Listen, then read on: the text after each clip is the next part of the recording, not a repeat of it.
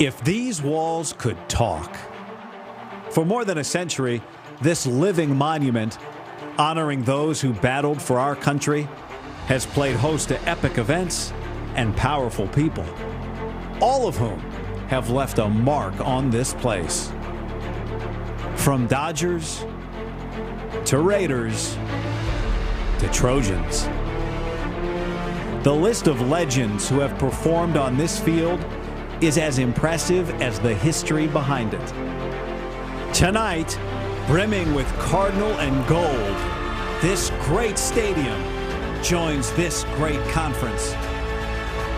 A new era with legends in the making, ready to leave their mark.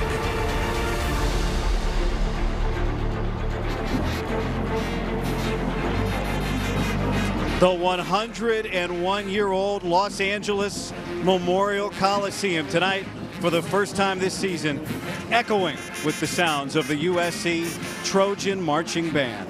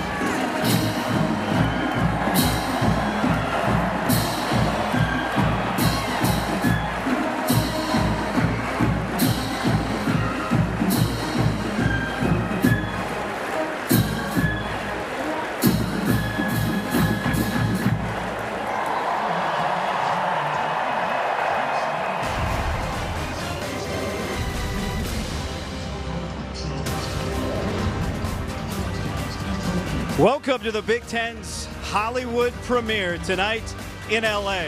Utah State out of the Mountain West taking on the 13th ranked team in the nation, Southern California, the Trojans.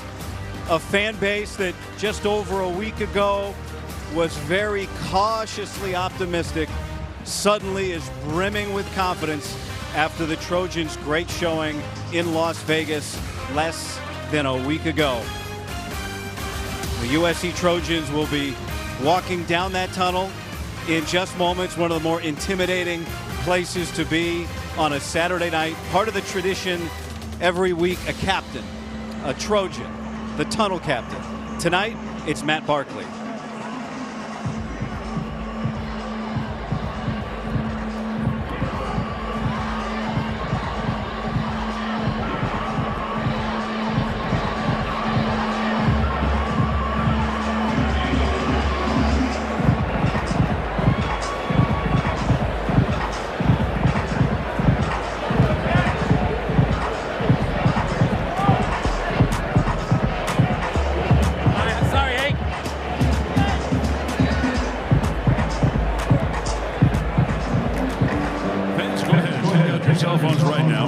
QR code on the screen to join our cell phone light show presented by Coca-Cola during tonight's intro video.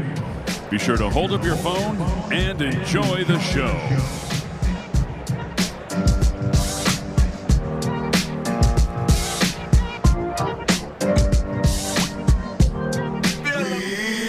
Here come the Trojans out of the locker room. Barkley and his two boys wearing his number 7. He's the all-time leading passer in USC history, and a Trojan team that has had a week to prepare for this moment.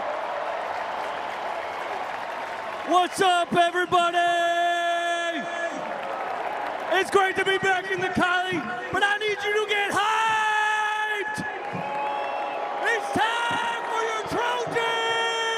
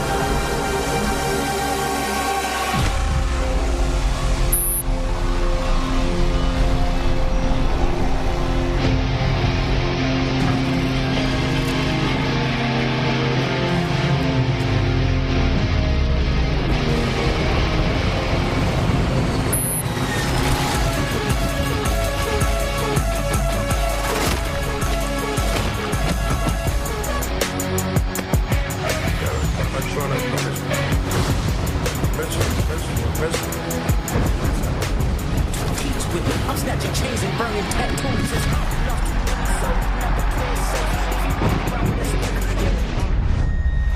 It's just big meat.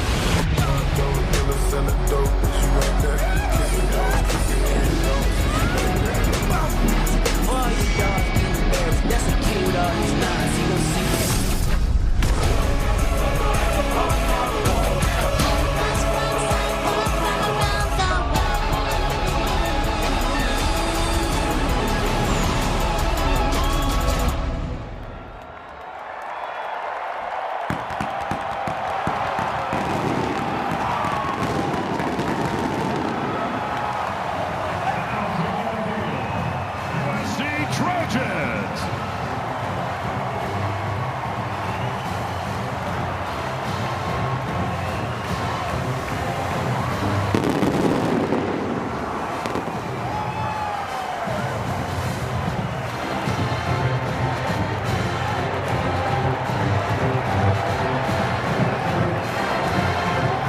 With that, we welcome you in. Along with Yogi Roth, I'm Guy Haberman. It's been 1 week of football. That's it.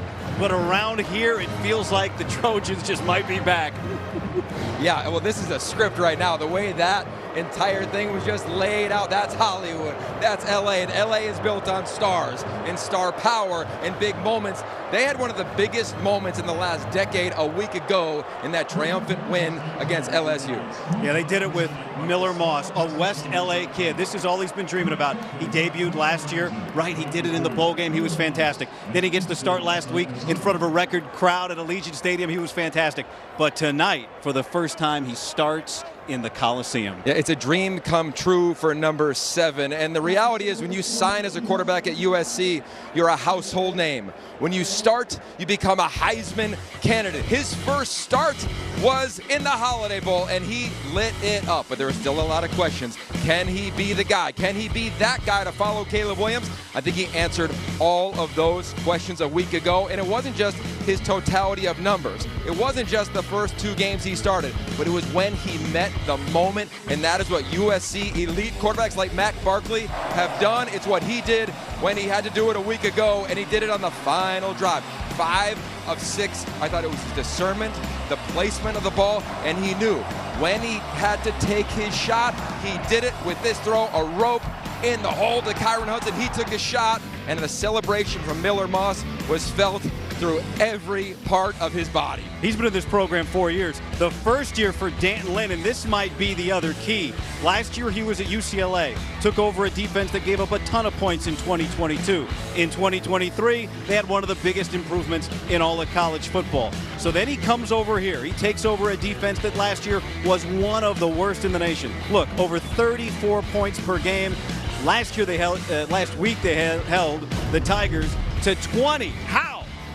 Well, the biggest thing is the way that he teaches. It's really slow. It's really purposeful. The players absorb it. And tonight, he's got a big test because he's going up against Bryson Barnes. He started more at the Collie than Miller Moss in his start last year. Finished extremely well. Led Utah on a game-winning drive with the Utah Utes. Now he's starting for Utah State. All right, let's go down to the field and Rhett Lewis. Rhett? Yeah, guys, we know Lincoln Riley has an illustrious quarterback history, right? Coaching guys like Baker Mayfield, Jalen Hurts, Caleb Williams. But Lincoln has said that Miller Moss sees the game as well as any of those guys, which we saw against LSU. But the mental acuity shouldn't surprise us. Undergrad in 2 years, he talked to us on his way to class as part of a master's program, but more importantly tonight, his PhD in the pulse of this team. Miller's message to his teammates following that huge win over LSU, it's time to get back to work. Guy Yogi, time to punch in. Extreme trust, that's what Lincoln Riley told us Miller Moss has from his teammates. Extreme fear, that's what every kickoff coverage team has of Zachariah Branch. One of the most dangerous men in the nation. There he is, almost took a punt to the house last year. Elliott Nimrod will kick it away. Utah State won the toss and deferred, and they will hang it up for Branch, and he's going to bring it out to start this home season. And he gets cut down. Good coverage by Utah State. A big play from Bronson Olival. And here comes Miller Moss. His 4th year here, his first start in the Coliseum. Dreams do come true. Here he is at Matt Leinert's flag football camp as a youngster. There he is at the other Coliseum on a family trip. He's been a Trojan through and through. Halloween or the middle of June, and tonight, a moment he's been waiting for his whole life. And it's not too big for him. He understands the drama around it, the expectations, the hype. But to him, he always felt as though he could play this position at this school. Tonight, it's realized at the college. A little confusion for Utah State defensively on the first snap. It's Woody Marks to take the flip, and he's got a big chunk of 8 yards on first down. Big challenge tonight for Utah State is getting off of blocks. Woody Marks wasn't touched until 7 yards down the field. They got to find a way to get upfield, penetrate a little bit. They want a chance at an upset. A back and forth nail biter less than a week ago. Short week for USC, but Woody Marks looks fresh on his first 2 carries. This offense under Lincoln Riley, when it's been at its best at any of his stops, it's when they could run the football. He's got one of his best offensive lines since he's been at USC. A couple young guys at left tackle and right guard we'll get into, but this is an athletic and physical bunch. Movement, flags, and Miller Moss won't get a free play. And we get to meet our referee, Tim O'Day. Looked like Gabriel Iniguez jumped. But we know an emphasis early this year, sudden movement, trying to draw. Before the ball was snapped, false start, offense, number 4, 5-yard penalty, first down. And it's against USC. Lincoln Riley just turned 41 on Thursday, which is young by many standards. Not quite as young as on the other sideline. We saw Nate Dreiling a moment ago, youngest coach in FBS football at 33 years old.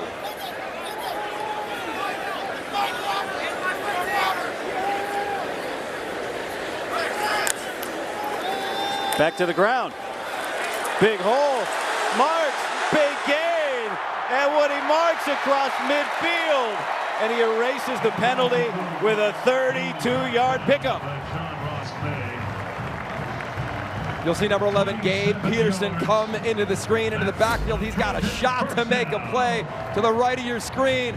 There is number 11, missed it. Explosive run, explosive play. Woody Marks making up for that penalty.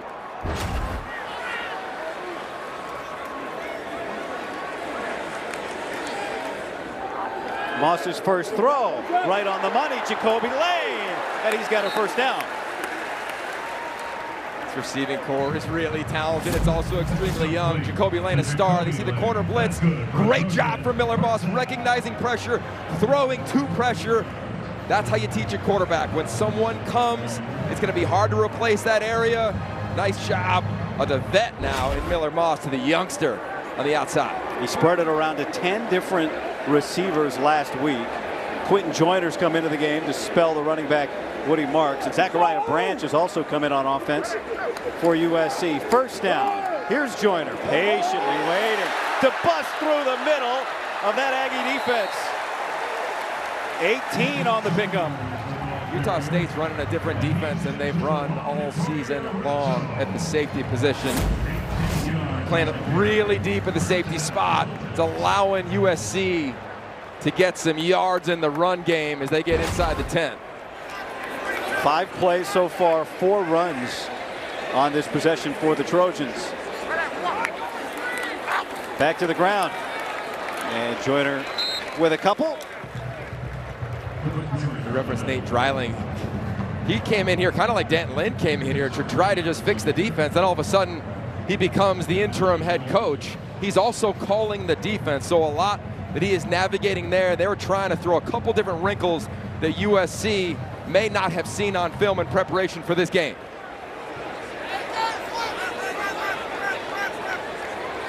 So far, the Trojans have got a clear view of it all. Moss, middle of the back of the end zone, too high for Lane. And it's 3rd and goal.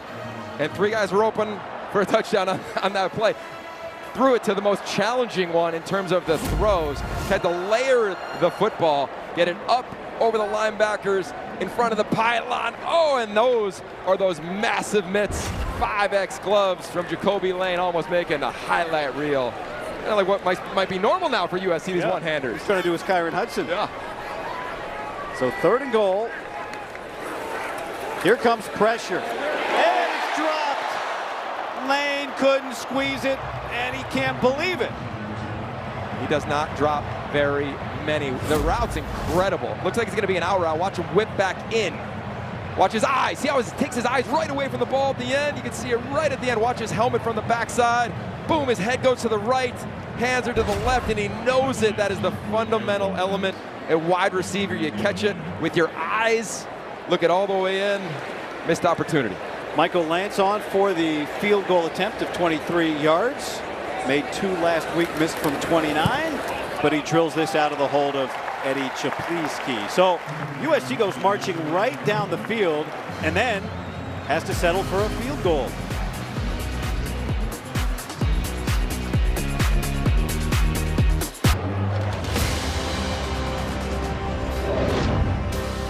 Let's take a look at tonight's Impact Players, sponsored by Auto Owners Insurance. Simple human sense. Jalen Royals is an elite wide receiver, not only just in the Mountain West, but I think around the country. He's got to have a game. Brock Lane at tight end, I think, can challenge the linebackers. Mason Cobb not playing tonight.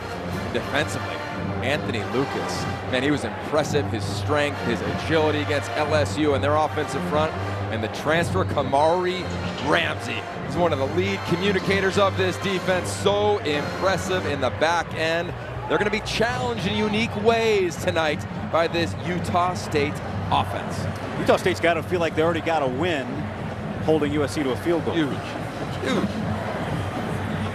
Now Michael Lance will kick away to Jalen Royals and Kyrese White. This will be Royals letting it fly, and we mentioned him in the open, but Bryson Barnes started last year for Utah here against USC, and he won, Yogi. And he won when it mattered most. This run right here, it was less than a minute and a half in the ball game, 26 yards. 2 plays later, they're kicking the game-winning field goal. They were out of field goal range. His legacy was cemented. They're selling t-shirts that say, our quarterback's a pig farmer, because that's where he grew up. And that was part of his story, but he wanted to continue to write it as a starting quarterback. Didn't win the job initially, but tonight he gets a start with Spencer Petras sidelined with an ankle. He took over in the middle of last week's game and helped lead Utah State to a win. And here he throws on first down, complete to Jalen Royals. That is the #1 target. Highlight him, circle him. That's the guy for Utah State. He's so athletic. He's a 40-inch vertical guy. Curious to see what USC does in the back end, especially in the secondary. Jalen Smith was questionable. Don't see him on the field at corner tonight, guy. It's a very different offense as well, Yogi, here with Barnes instead of Petras, who it was a close decision. They thought about maybe could he go. They made the call yesterday to go with Barnes, and the running element's very different than you might otherwise have prepared for. Here's Royals again. He gets 1 block, and a flag comes in as Nate Clifton looked like he got blindsided out of the play. Let's check on the penalty.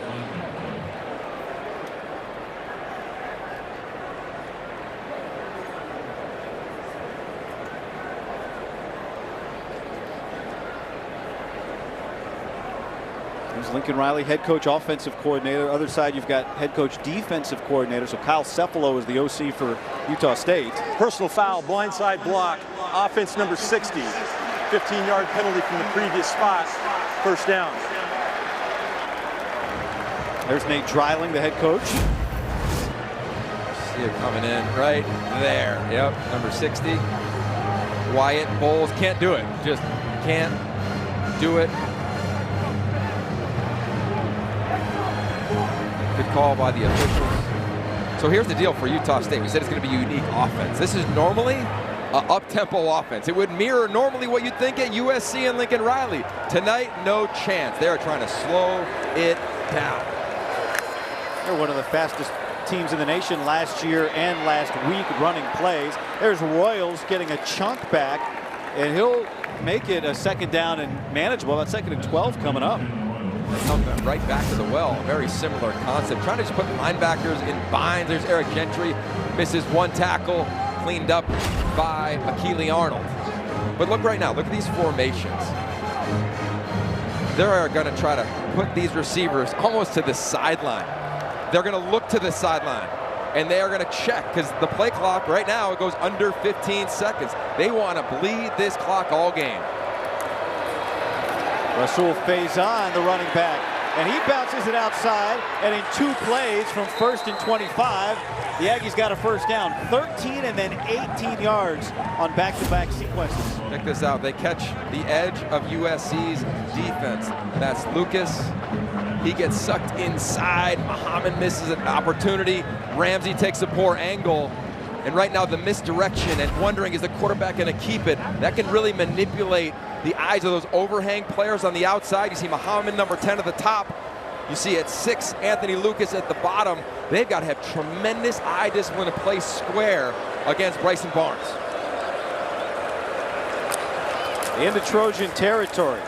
Faison looking for somewhere to go, and he finds a hole to at least get positive yards. Yogi, what is USC missing without Mason Cobb on the field tonight? Well, I thought a week ago he played his best game as a Trojan. He has had some impressive games since he showed up last year at USC, immediately became a leader, immediately became a captain in spring football. I think in this scheme, under Dan Lynn, they're allowing these linebackers to play downhill. I thought he did a really nice job against LSU. Now inside, Eric Gentry, he's going to have to pick up a lot of the slack. They rotated those 3 a lot a week ago against LSU, and when the quarterback is faking it, is he going to keep it? Is he going to give it? That is a big challenge when you're trying to play downhill.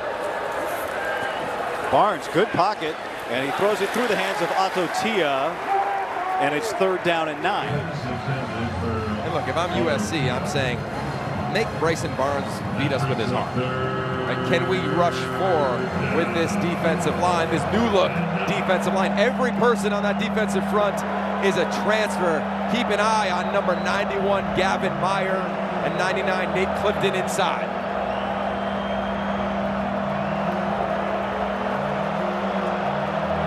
And now this Trojan crowd getting into it. As he shows blitz, they often punch out of this.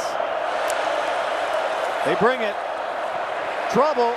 Faison on the check down, and he can't get away from Easton Mascarenas Arnold, the transfer from Oregon State.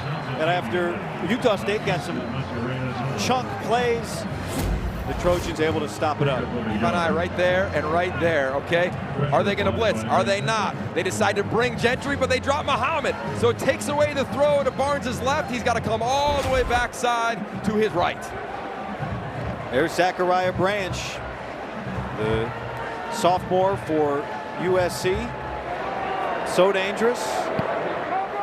There was a punt last week that almost went the distance, but he fair catches this at the 13-yard line. Punt of 34 yards. First home game of the season. First game at the Coliseum of the Big Ten era. Trojans with an early lead.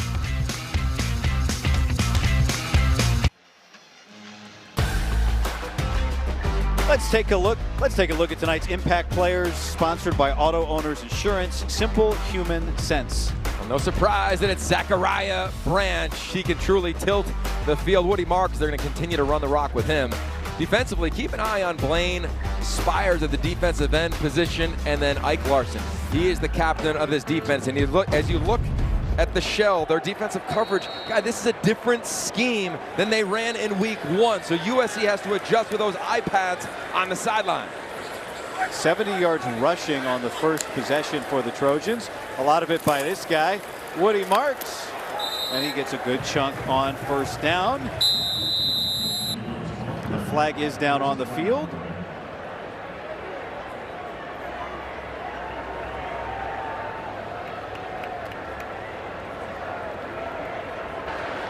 Personal foul, hands to the face, offense number 79. Half the distance to the goal from the previous spot. Still a first down. The veteran center, Jonah Monheim. You always want to keep your hands inside. See how they just climb up and slide up there. Right there at the end is where they got him that right arm right into the face mask. Official all over it. Second penalty of the game against USC.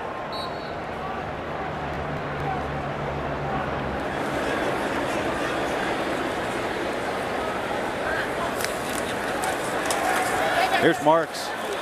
Boy, he has looked good so far tonight. Take a look at By the Numbers, fueled by Gatorade. Is it in you? Last week against LSU at the top, 68. First drive in yellow, 70 yards rushing. It's a different monster on the defensive front here that USC is going against, and Woody Marks hasn't been touched behind the line of scrimmage the majority of this ball game. Moss, patient. Lake McCree goes up to make the catch. This is an adjustment by Lincoln Riley. The safeties are so deep from Utah State, so he said, all right, can we get our tight end behind the linebackers in front of those extremely deep safeties? Perfect touch from Miller Moss. Lake McCree, the big return. Last week he tore his ACL just before the bowl game and was able to come back and have his best game as a Trojan in Vegas. Here's Marks sliding through for another first down.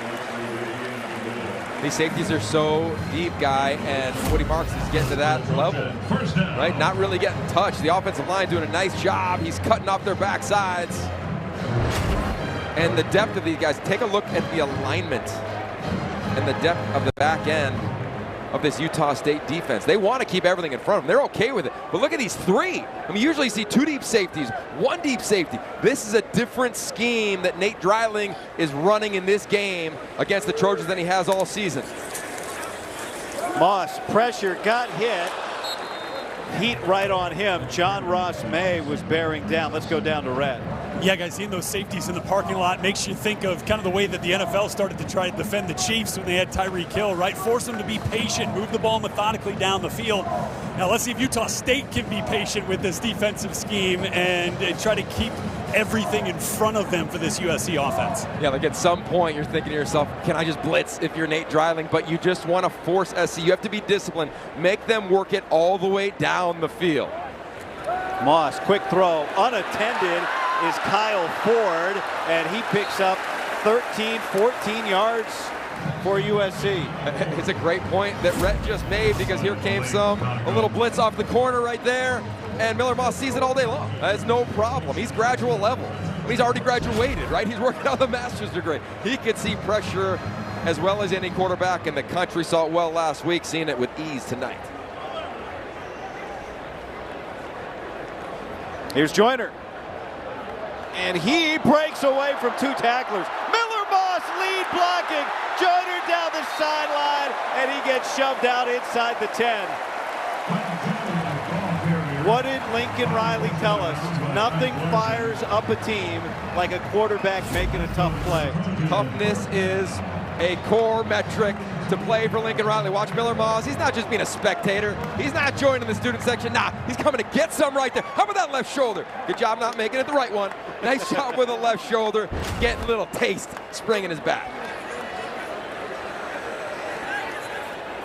Lake McCree is beside Moss in the backfield on one side and Joyner on the other. First down and goal. Here's Joyner running behind McCree and stepping in for a USC touchdown.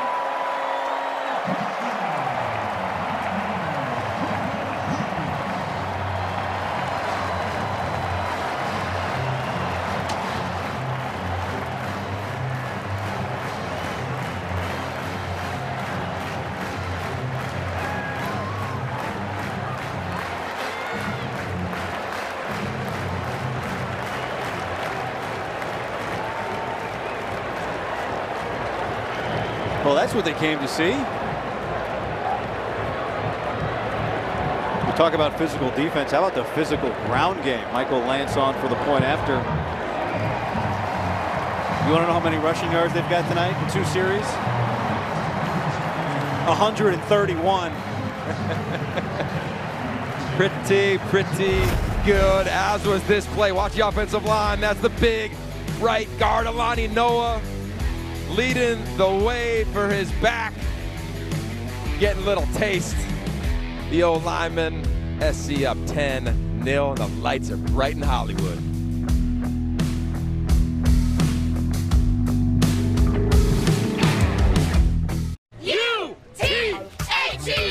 Next Saturday, Big Ten Tailgate is live from Michigan's campus to set the scene for a full day of football. The fun begins at 10 a.m. Eastern, 7 Pacific, only on the Big Ten Network and the Fox Sports app. You know, an 8 p.m. kick leaves plenty of time for activities. Sure does. Beautiful SoCal day. You go down to the beach, you get a little time, you go home, you rinse off, you drive here for a tailgate, the sun sets, and look at the stage we got tonight. High temps today in the high 90s, nearly 100 degrees, but it's cooled down into the low 80s. A nice breeze.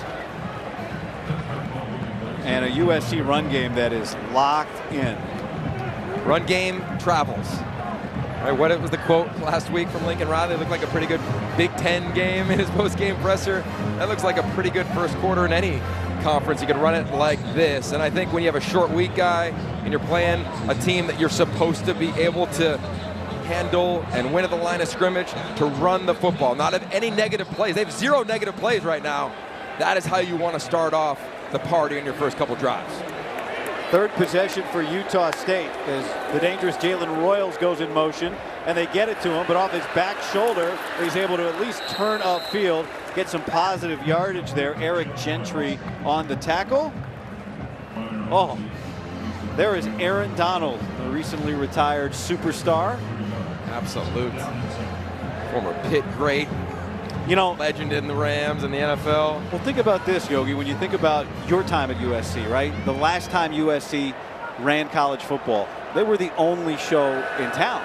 Aaron Donald shows up, Sean McVay shows up, championships, Jim Harbaugh and Justin Herbert show up.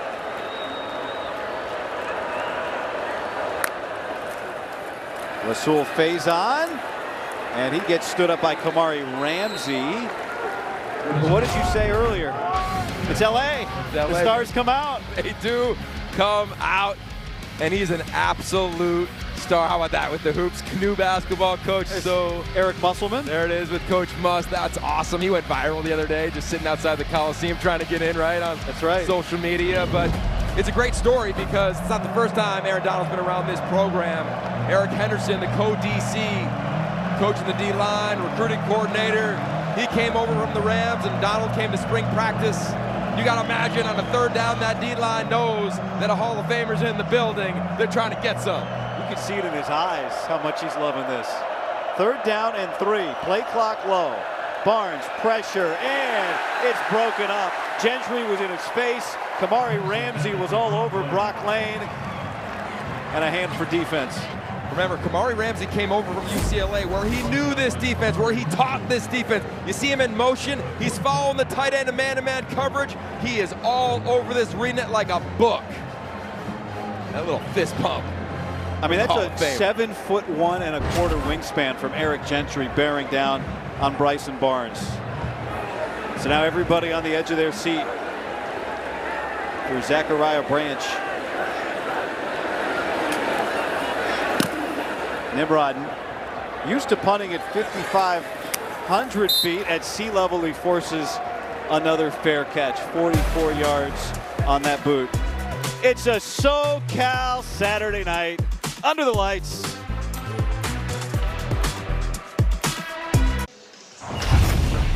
Let's take a look at tonight's quick clips, brought to you by Sport Clips. Well, you're seeing the backs at USC get loose, but to me, I'm watching the offensive line, the quarterback, everybody blocking downfield, really winning the line of scrimmage in a variety of ways, whether it's outside zone, whether it's pulling offensive linemen, and the excitement, the enthusiasm. Look, only got 6 home games at this beautiful, historic stadium. This team's challenge is to not miss a moment. Through almost a quarter, they have not. 8 first downs to Utah State's 9 offensive plays in this first quarter. Miller Moss, long throw to Zachariah Branch. Get him in space. Slip away from 1, and it takes 5 to bring him down. Well, there's so many guys to feed, Yogi. They are, and you talked to Zachariah Branch. We did this week earlier at practice along with other receivers, and when asked about his numbers, their numbers, he said, look, we all want to celebrate one another. We are not a selfish group. We're a selfless group. They talk about it all the time. They know the goal, they know the desire to win, and they know the capability they have. Moss, good pocket. Lake McCree sticks it right in his hands. And another big pickup for the young man. You see that big knee brace on his right leg, Yogi. This guy tore his ACL, we'll say it again, before the Holiday Bowl. And he's having the best start to a season in his career. He has attacked the process. This is a guy who also had an injury years earlier, knows how to attack the process. His mindset was so crystallized and focused. The officials letting Utah State substitute. Moss looking, loading up. Deep shot, Makai Levin! And it's knocked away by Avante Dickerson, the transfer from Oregon. Let's go to the previous play because the execution was incredible. Keep an eye on these three right here as the play unfolds. And just imagine playing defense. Do I cover him? No, that's a challenge. Do I cover the tight end? Do I cover the guy over the ball? Beautiful job of Miller Moss. Eye discipline, reading the defense. He knows where defenders are going to go. A lot of times in air raid offense, you're saying, oh, they just throw it to green grass. They don't read coverages. Not what is going on at USC with Miller Moss. He's very cerebral. That is his unique trait. Woody Marks. And this will make it third down. About 6. We'll see right now here for Utah State. Do they decide to bring some pressure? The only blitzes they've done thus far is they've had 2 corner blitzes, and they've gotten burned on both of those. So they sub in a bunch of players, and they try to bring a little speed off the edge.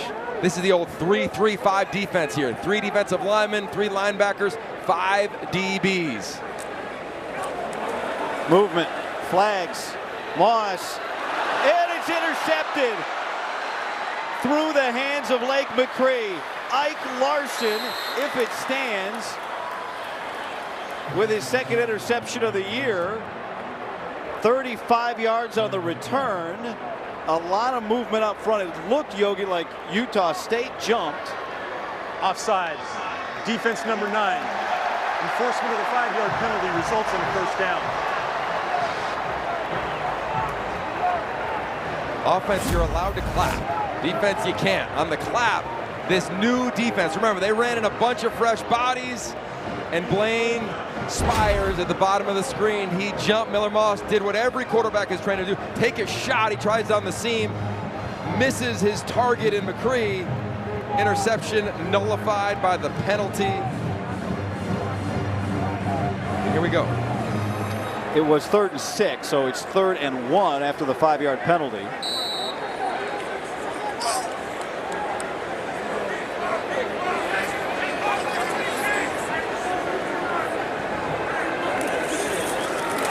Woody Marks, first down. You know, it might just look like a tiny gain, right, to move the sticks, but that was a beautiful play. The offensive line communicated pre-snap because they saw stem. They went from 3 defensive linemen the previous snap to 4. There had to be a lot of communication. They looked to Lincoln Riley on the sideline. He's saying, calm down. He gets him in the right play. And everybody stays on their track. Back takes it for a first down. 1 quarter in the books. The ground and pound. Trojans have shown up to the Coliseum tonight.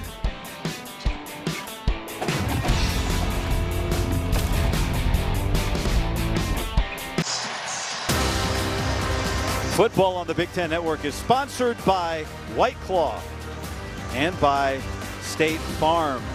Some of the Heisman winners, some of the greats. Reggie Bush returned his Heisman. Caleb Williams just won his. And tonight, for the first time, both of their numbers to the right of your screen. 5 for the first time for Reggie, and of course for Caleb, it's the first opportunity since he left for his number to sit there. It is an incredible honor in that peristyle in. The history is so thick.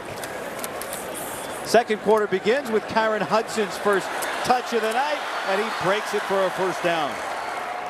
We talked about feeding all these wideouts. Well, when they get their opportunity, they're going to go eat. How about this? Lake McCree, lead blocker. Kyron Hudson picking up where he left off, running right through an arm tackle. The leader of that receiving group. teaches all these young guys how to watch film, how to take care of your body. They got one of the best cores in America. Can't have enough guys like him. That's what Lincoln Riley told us about the guy that had the 2 best catches in college football last year. A big hit from Omari KK on Woody Marks.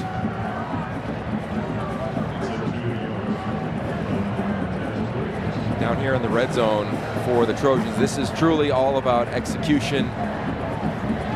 Remember the first drive of the game, they drive all the way down, don't come away with points, have a drop in the end zone, have to settle for a field goal. What do they do now with McCree in the slot at the bottom of the screen, a tight end flexed out? Jacoby Lane dropped a touchdown on that first drive. You know he'd love another shot. Here's Lemon, and he jumps forward. Another first down. It'll be 1st and goal. How about the athleticism of Mason Murphy, the right tackle? You'll see him, number 76. Got to jump right out. Watch him right there. Watch him just have the athletic ability to turn upfield. And you see the weapons. It was Hudson. And then it's Lemon. Who's it going to be here? Whose turn is it now? Deuce Robinson comes into the game, wearing number 2 there at the bottom of your screen, along with Zachariah Branch. At 6'6", he's a 6'6". He's a pretty good weapon. Motion to the top. Moss looking. He goes for Robinson, and he can't bring it down. Good coverage again from Avante Dickerson. Dickerson, the transfer from Oregon. They motion him across the field. It's a little angle route, trying to throw it up towards. That's a nice job. The defender just staying on him, tangled up a little bit. The goal there is you throw it towards the goal post. Let that 6'6" wideout go up and get it. Flag. Did Utah State just get flagged for some sudden movement on the defensive line? Let's see. Abrupt and discouraging signals defense. By rule, this is penalized as delay of the game. Defense on number 10 and number 95. Half the distance to the goal, 1st down. Again, there's a new emphasis. Watch the defensive line this year. And the question is that, you heard abrupt, is it unnatural? Is that a natural? You're allowed to stem, Yogi, but. Yeah, that one to me, I'm curious why that was called. I get it if you could move your hands. If you go from one hand down to the other hand down, they'll call that. Not sure if that may have happened on that snap. Moss, Branch, and he drops it. That's 2 touchdowns dropped tonight for a sure-handed receiving corps. Well, and it's the same issue that plagued Jacoby Lane. Watch the eyes of Zachariah Branch. It hits his hands, and then he looks up to the pylon. Right, that is a tough ball to catch. There's a free runner coming right at you as a defender, but you got to secure the ball first. Zachariah Branch has made that play hundreds, if not thousands of times in his football life. Lincoln Riley's trying to hand out touchdowns like candy bars, and nobody wants them. So give it to the running back. He earned it. Woody Marks with the touchdown.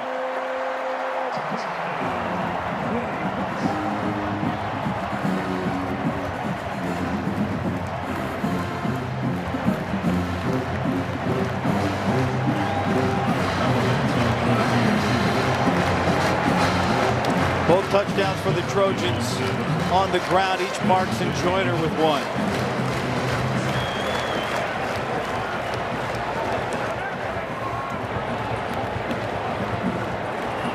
These drives feel almost automatic right now. Woody Marks, you just saw the number on the screen, averaging almost 9 yards a carry. Lance with the point after. Well, look, the receivers may have dropped a few, but the blocking has been on point. How about Cade Eldridge right here at tight end? He's going to go to his left and lay a little wood and open up a path for Marks for 6. The backs, they're into it. The receivers, hey, their heads are up. They're saying, give me the ball again. We're going to make a play. Come on back. We'll see if they do.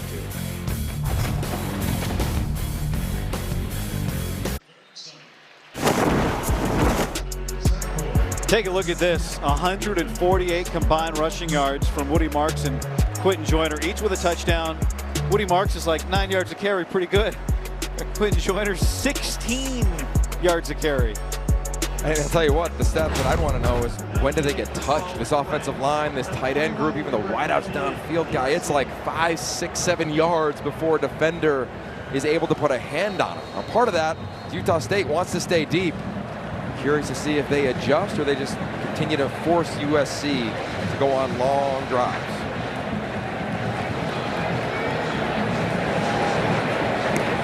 Plans to kick it away to Royals, and he will let that fly. And the man with the field view of what USC's doing up front is Red Lewis. What's up, Red? Yeah, guys, thinking about what Lincoln Riley told us about the evolution of this offensive line as it relates to the run game success. Remember his first year, felt like they weren't quite as talented as they needed to be, but they were a real tight-knit group. Second year, they were more talented, but not as cohesive. He felt like this year they got the best of both worlds. And man, when you get those guys pulling on some of those counter schemes and Woody Marks running behind it, it is a beautiful symphony when those things fit up right. Now Utah State needs some first downs to give their defense a blow here, Yoke.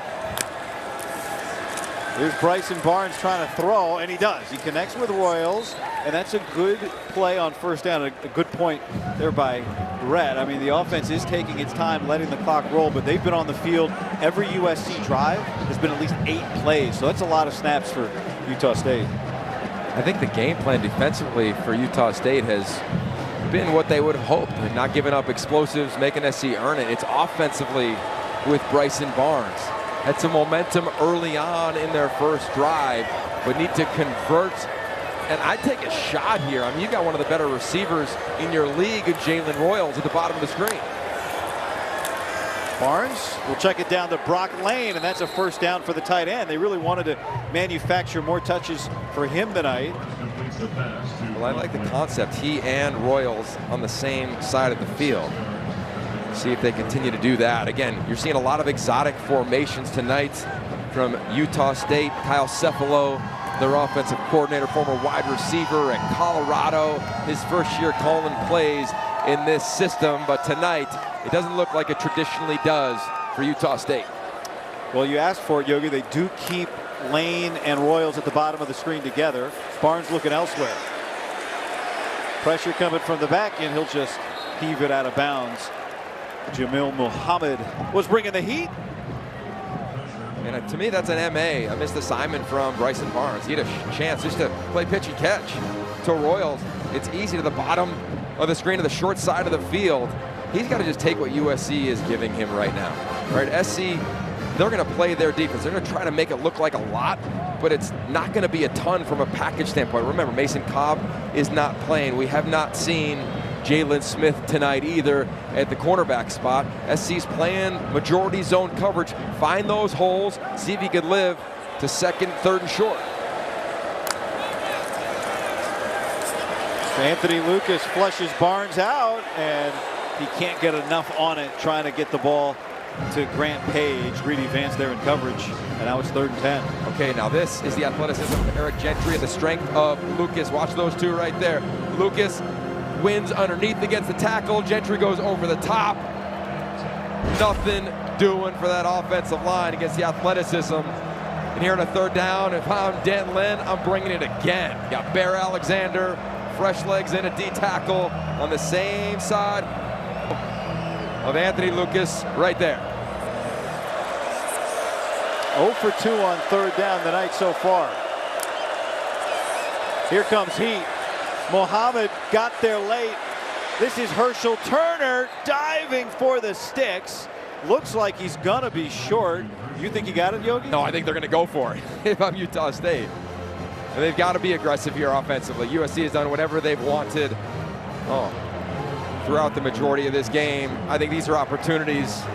If you're interim head coach Nate Drelling, you say, okay, let's go for it. And who am I going to? I'm going to my best wideout, number 1, Jalen Royals at the bottom of the screen. 4th down and 4. 5 wide. Anthony Lucas comes free, and he causes the incompletion, and USC takes over on downs.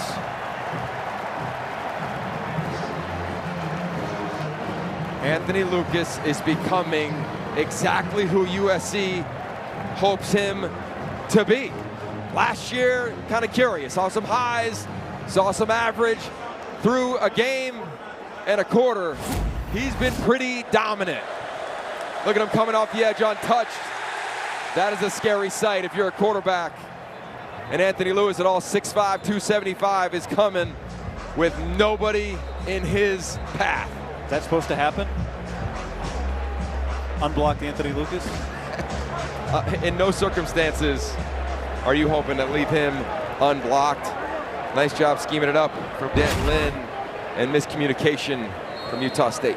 Just like last week when he completed balls to 10 different players, 7 completions to 6 different receivers so far tonight for Miller Moss, and he's going to throw on first down. Plenty of time. Lake McCree turns around and then has it punched out, and Utah State recovers it.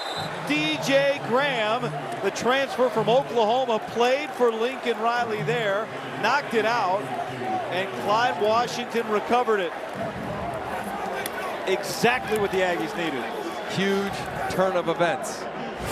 Beautiful play design, perfect location. Never felt Graham coming from the backside, did Lake McCree. He thinks he might have 6. Utah State says, nah, give us the rock. And they got life when we come on back.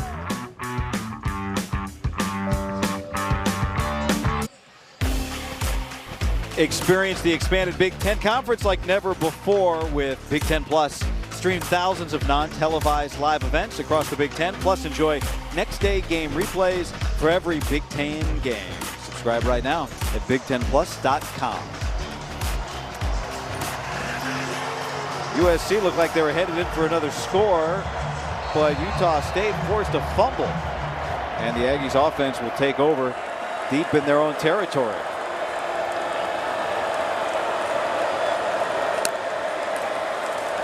Rasul Faison. You know, Yogi, one thing we've not seen a lot of Bryson Barnes running the football tonight. We know it's a big part of his game. Yeah. But well, a huge part of it, I think, is that it's a really long season, right? They need Spencer Petras to recover from that ankle injury, and I don't know in this game if you want him to have 12, 14 carries when you know what is out in front of you at that position and within your schedule. So you want to pick and choose your moments. You're right, we haven't seen one, and right now, if you're looking at the edges of USC's defense, like Anthony Lucas right there at the bottom of your screen, number 6, they are charging down. It's a good opportunity to keep one here. Barnes. There's Jalen Royals, who takes 1 and then 2 big hits from Easton Mascarenas-Arnold and DeCarlos Nicholson and holds on. It's a little sit route. Ball's thrown high right in the zone. I mean, they've been trying to get this area all game long. And how about the physicality? Easton Mascarenas-Arnold. He and his brother transferred from Oregon State. Their impact has been felt from the moment they walked in the facility. 3rd down and 1. Look at this formation. 4 right out to the top of the screen.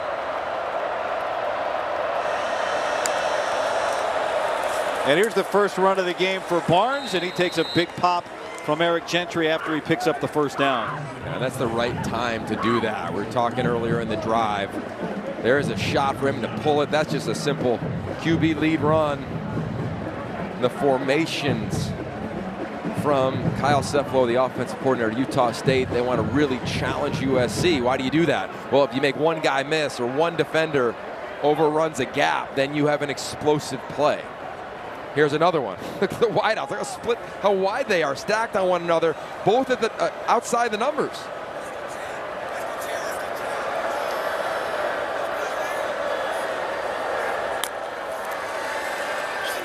Quick throw to Royals. And they can't quite get him tunneled upfield as Easton Mascarenas-Arnold comes up for the tackle. Pick up a 5. You're really stressing the gap integrity of USC's defense when you have formations that are so wide and you stack wide receivers, and you really got to play inside out if you're the Trojans. Fortunately for USC, Easton Mascarenas-Arnold, he's so detailed and disciplined as a linebacker. He knows his route, his responsibility, fills that hole after a short gain.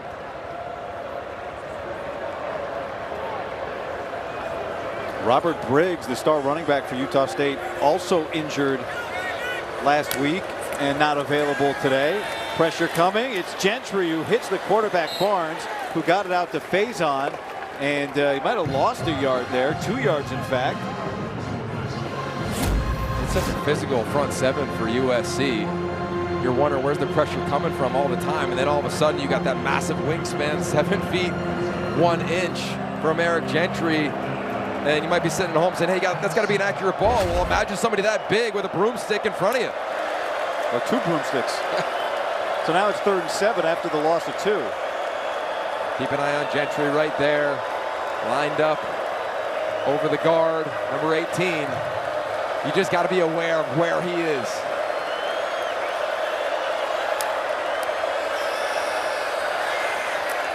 Here's Faison, and he gets tackled by Jacoby Covington, the first man there, reminiscent of the defense last week that seemed to make a ton of tackles. That's what the problem for that Trojan defense last year was. And a big part last year was their secondary missing tackles. And how about this guy, the transfer from Washington, playing his best football, trying to stay outside the whole time, force him back in to his teammates. He's got such length, see him track that outside hip. Does a nice job of just corralling him, and then all of a sudden, there's that man again. Eric Gentry has been all over the field. Stephen Kotzenle on for the punt. To Zachariah Branch. And a fair catch at the 39.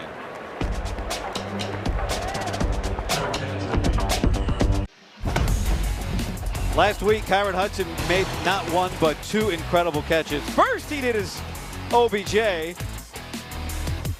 NFL Stadium, NFL catch, and then late in crunch time, he held on a big hit, got targeted, and set up the game-winning score. Brett, we're not the only ones impressed. No doubt. I hit up some of the Trojan wide receiver brotherhood to get their reaction. Went all the way back to Curtis Conway from those early 90s team. He said he jumped out of his seat when he saw it, but the more he watched it, the more impressed he was with the details. Also talked to Robert Woods, said amazing the way he went up with that one hand. It really got the team going. And I'll finish it for you here after this play. All right, first down. It's a handoff to Woody Marks out to the 45. Brett, keep going. Yeah, so Michael Pittman also chimed in. Second-round pick of the Indianapolis Colts, said amazing. Kyron a beast. Only he could make that play. And I love this one from Brendan Rice, the now LA Charger in his rookie year. Said Kyron's been doing it since day 1 when we were together. Always had the best hands on the team. Yeah, wasn't it funny? Miller Moss said, I was surprised, but I really wasn't that surprised. We've seen it in practice all the time. Lincoln Riley told us he's the most natural catcher on the team. This is Mekhi Lemon with Deuce Robinson blocking out in front. Wow. Lemon's got the first down, and Deuce Robinson still blocking. Well, we talked to Deuce Robinson earlier this week about the concept of there's so many weapons. How do you guys deal with not maybe getting as many grabs as you could somewhere else? They said, look, it's no problem. There's no one scared. If one wide receiver makes a play, they're taking away my play. In fact, we just want to celebrate one another, know when it's our shot, when our time gets called, it's our turn to make a play. Woody Marks, trick play, flea flicker, back to Moss, wide open, Lemon, and he can't hold on. Ike Larson recovered and broke it up. From up here, you're thinking, this is a walk, this is a touchdown, no problem. The handoff, they flip it back. Mekhi Lemon wide open, and then there's that veteran, the captain, Ike Larson. Watch him play the hands. Never looks back, but look at him. Look at his eyes the whole time. He's just competing through the process of the catch, rips it out late. Phenomenal play by the junior, Ike Larson. A big persona. Kid who grew up in the Logan area, takes a lot of pride in being a Utah State Aggie. Here's Marks. Blockers in front. He takes a big hit out at the 40. Wow.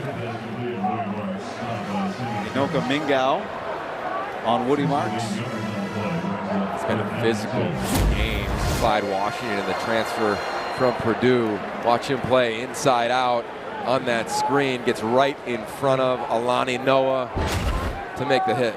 Clyde Washington on that hit. And with that catch, Woody Marks extends his nation-long streak to 47 straight games with a catch. And now we have whistles The previous play is under further review for a potential targeting foul. All right, Yogi, so we've got Clyde Washington. They're going to review this. Back in Rosemont, they've already started looking at it. They stopped the game to review. Woody Marks is a runner, so he's not defenseless. So we're looking at the crown of the helmet here. That is a 6-inch radius at the top of the helmet. Hard to tell from that angle. Again, not defenseless. So, right, you agree with that, Yogi? Yeah. Look, there's so two it's elements. Not head or neck area. Yeah, there's two elements to target. Ask yourself question 1. Was the runner defenseless? No. You go to question 2. Is it crown of the helmet? And that's what we're looking at. That's what the officials are looking at here and in Rosemont in the replay center.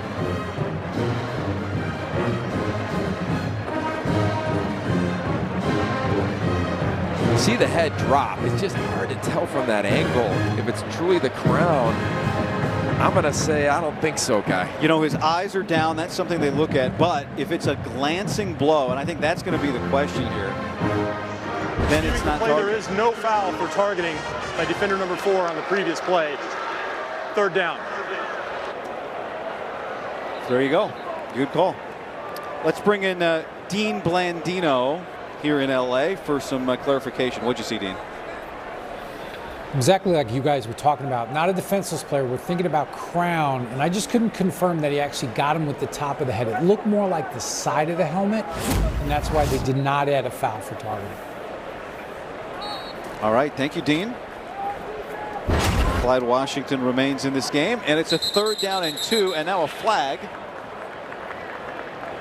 I'm just about to say this is 4-down territory, I think, if I'm USC entering that vaunted middle 8.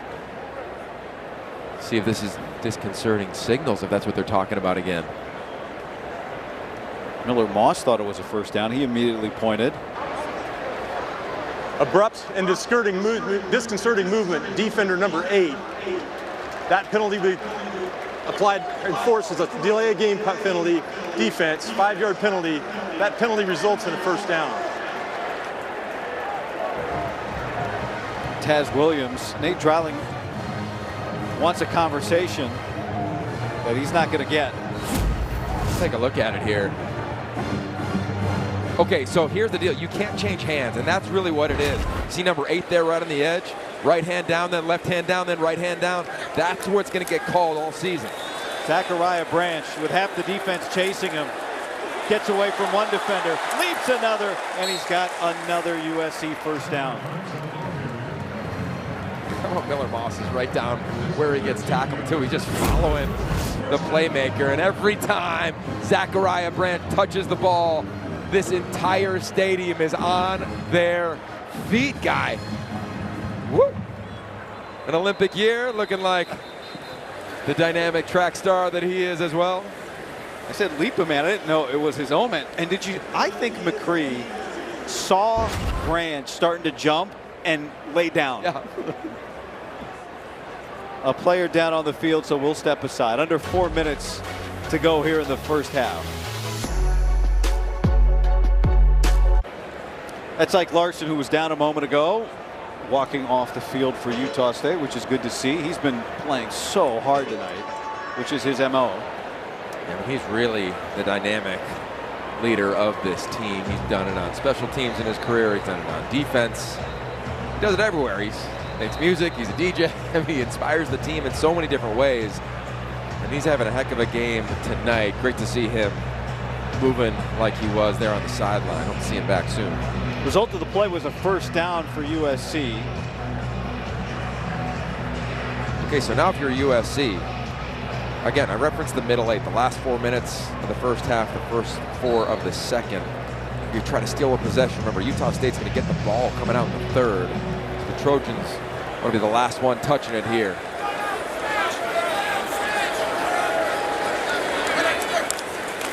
Brian Jackson has come into the game at running back, and there's Jay Fair with his 1st touch. The junior transfer from Auburn, who the coaches told us did earn some more snaps this week with the way he played last week.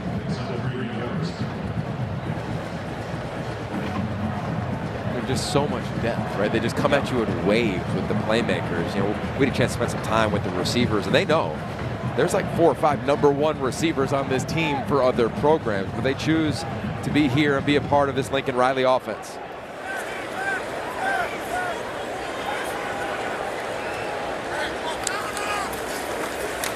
Brian Jackson, the freshman, his first career carry, and he gets carried for the first down.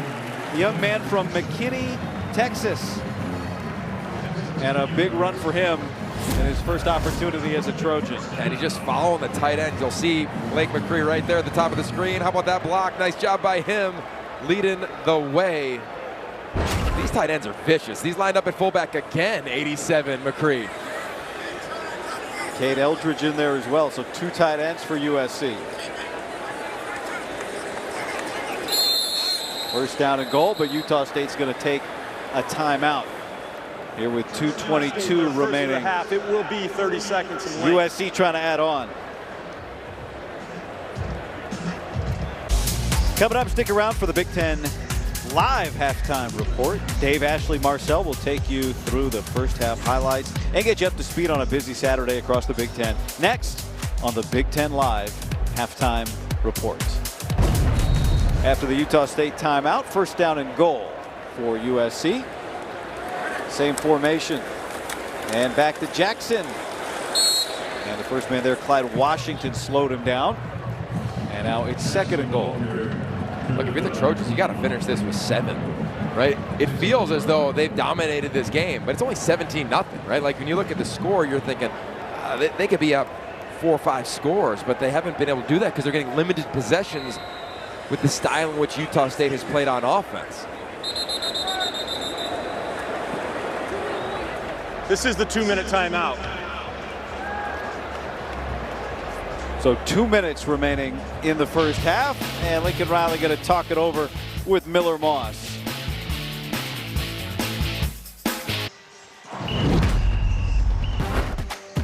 Let's take a look at tonight's team comparison, sponsored by Ace Hardware. Numbers in yellow are big, very big. They have dominated this game offensively. Their challenges: first drive, drop touchdown, only field goal. Previous drive, I think they're walking in for a touchdown, fumble.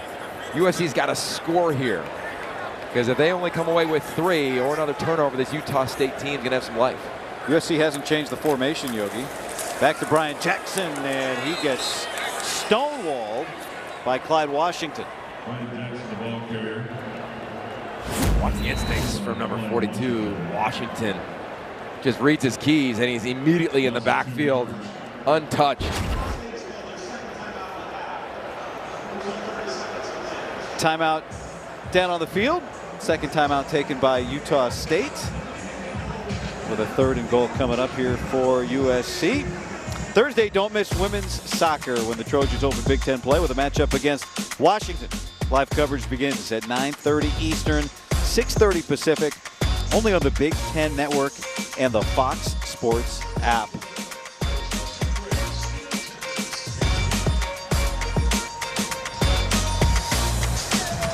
All right, so Utah State takes the timeout. USC gets some more time to think it over. They have spread the ball all over. They really loved the run game tonight, but didn't work on the last play. So what are you thinking? Well, as they come out here in this personnel grouping, it is all wideouts, all playmakers. And in the slot at the bottom, you got 6'6" Deuce Robinson. You got the fastest player, you could argue, in the Big Ten on offense, is Zachariah Branch at the top. I'm feeding one of those two because it's man-to-man across the board. Third down and goal. Pressure coming. Moss to Branch, and he gets stopped. Stuck by J.D. Drew, and now it's fourth down, and here comes the kicking team. And Drew read this all day long, playing that corner position, drives on it. Perfect textbook tackle. Trying to get Branch in space a little bit, but Drew did not run with Hudson. He ran a fade. Another stall drive for the Trojans. Well, and Nate Dreiling, the interim head coach, he's using his timeouts here. He's managing. He's going to get the ball first to start the second half, as you said, Yogi. But now he's also got his team 144 remaining in the half after this USC kick. Well, the good thing for Nate Dreiling and his staff is their scheme is up-tempo. That is how they practice. That is how they play. Just not today against the weapons that USC has, the offense that USC is. So they've tried to slow the game down offensively. Now with $1:44 left when they get this ball back, it's going to be comfort zone for this system. Took over on July 2nd as the interim head coach after Blake Anderson was fired. And it was really a whirlwind for him, he told us, learning all the names of offensive players. He was the defensive coordinator. Lance on for the field goal, and he's got it. So Utah State forces the 3 points. They trail by 20, but they've got the ball with 1:41 to go in the half. Coming up in 4 years, this beautiful stadium will host the Olympics for the 3rd time ever. It'll be the only building in the world to host 3 Olympic track and field and opening ceremonies events. The track and field events will be here. They're going to build a platform on the field, so the track will actually be 14 feet above the playing surface. The beautifully rebuilt, reloved peristyle there, the Olympic cauldron beyond it. I mean, what a place to watch a football game. Here's Jalen Royals to try and get the Aggies into field position here. And a good return across the 25. USC made a big jump last week in the AP poll. Looks like a flag is down over by the USC sideline. USC was the biggest riser in the AP poll last week, moving up from 23 to 13, taking LSU's spot. During the return, holding return team. 10-yard penalty from the spot of the foul. First down. I mean, when I look at this thing, I'm saying, okay, what do we really know through 2 weeks? Well, we know that anybody can beat anybody with the Notre Dame game. Oregon is in a battle right now against Boise State. Michigan goes down. I think Texas is real. And we'll see how this thing plays out. I mean, that's going to be the fun part of this season with the expansion of the playoff. USC in those power rankings, if you believe in those, they just keep climbing. They go to Michigan in 2 weeks. So no timeouts for Faison, and this is a big chunk on first down, and he gets out across the 35 to the 36. That's the biggest play of the night for this Utah State offense. And I'm thinking after that penalty, okay, just run the ball, get out of the half, okay. Don't give the Trojans the ball again. Get an explosive play, and now you're moving. Barnes, good pocket that time. Batted and picked off. Mascarenas Arnold, he's got it down at the 40. And USC's defense steps up and makes a big play. Well, they're trying to be aggressive. It's a wide open receiver down the seam, and Gavin Meyer, the transfer from Wyoming, right in the middle of your screen. Watch him put his hand up, left hand, tips it, and then another transfer. Mascarenas Arnold makes the play. Here it is, what a look right here. Look at the effort. Gets off a double team, just keeps pressuring, and there is a lane there for Jalen Royals. Batted, pick, and now here comes USC trying to make a little noise in the final minute. Utah State, they have no option here, right? They got to get this ball down the field and try and score before the half. You got to take a shot. I mean, they haven't tried to push the ball down the field all game long. Got no problem with the aggressive nature.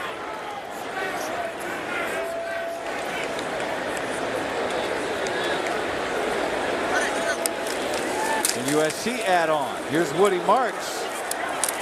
Hey, Rhett, what you got?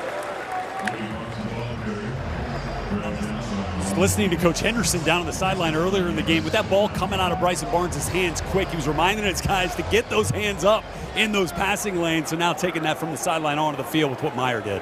It's just incredible how quickly these transfers have integrated right into this defense, Yogi. Like Gavin Meyer, Mascarenas Arnold. Here's Lake McCree, who's having a career night. He's going to add to it as he goes out of bounds. He's up over 80 yards receiving in this game. It's 6 defenders who start for USC were additions via the transfer portal. and a couple of them after spring football in Grady Vance and the aforementioned Gavin Meyer. Check on a penalty. Holding. Offense number 6. 10-yard penalty from the spot of the foul into the run. Still second down. Makai Lemon. Okay, now the big thing here for Utah State, remember, they've been playing a defense all game long that they have not played. Nate Dryling's, his defense doesn't traditionally play like this. So at his previous stop, New Mexico State, they ran this defense one time last year. It was week 2, and it's safeties that are really deep. So right now, you see that 3-3-5 look, 3 down linemen, 3 backers trying to keep everything in front. So 2nd and 11. Moss setting up all the time. They hit Woody Marks for a first down. He gets cracked by DJ Graham and holds on. Unfazed. The throw will make you stand up and say, whoa, watch this. He's going, he sees it the whole time on the wheel route. It's firm with an arc over the nickel defender in front of the corner. Beautiful placement from Miller Moss. 3 defenders, the running backs can catch. Woody Marks can catch, right? One of the best pass-catching running backs in the country. Now he can run.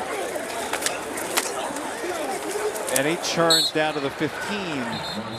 Isn't it kind of fitting for Woody Marks to be having the game he's having on the night that Mike Leach goes into Washington State Hall of Fame, the transfer from Mississippi State who played for Mike Leach and caught so many balls out of the backfield. We'll be back with a pretty fun 27 seconds.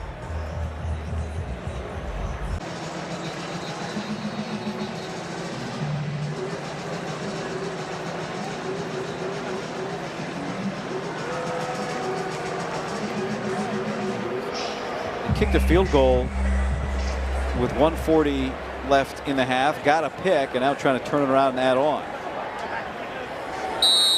Kobe Lane, bottom of the screen. Is there help? Are they playing man coverage? This is Branch. And that's well defended by Utah State. Avante Dickerson made several plays for that defense tonight, and he's doing it with one hand. As you can see, the club on the right hand of Torrin Union was over there to help. Tell you what, this defense has done a nice job of just playing really sound football. Not surprising when you think of Nate Dryling and his history and where he's been. Yogi, is that thing allowed? The club? It was huge. Yeah, it is. It's definitely a challenge when you're trying to capture a guy like Zachariah Branch, though. Moss, right on the money. Marks got a block, cuts it back, and he's got a first down. 14 seconds. How about the ball placement? Front shoulder. This is different than the one to the Branch. Why do I say that? If it hits the front shoulder, that front number, the front part of that number 4, you can catch it on the go. Woody Marks is doing exactly that. He didn't have to slow down, didn't have to hesitate. Watch him, foot in the ground, follows his blockers, almost scores if it wasn't for a nice tackle there from Clyde Washington. USC used its second timeout, so one more remaining. Rhett? Yeah, guys, you know, we were talking about Kyron Hudson earlier, right, with the miraculous catches he made against LSU. Well, let it be known he can do the dirty work, too. He was making that block at the point of attack to spring Woody Marks. Love seeing those receivers on the perimeter get after it. It really is impressive how much is asked of these guys and how little sometimes you may get the football. So one timeout left for USC. No more first downs to stop the clock. Woody Marks over 100 yards in this game. Moss looking back at the end zone, and Robinson couldn't bring it down. Only 4 seconds tick off. Here's 2nd and goal. But that was a really nice job of Miller Moss. Seeing the pressure come and just trying to hitch back a little bit. He's looking at Robinson the whole time, getting behind that defense. It's the second time they've ran a play like that. We were trying to just put it up high with a 6'6" wideout, and they don't convert. They do have a timeout. Does that mean running the ball is an option? Yeah, I don't. Right now, you look at in this formation, they got so many weapons. You got to just be careful with the clock here.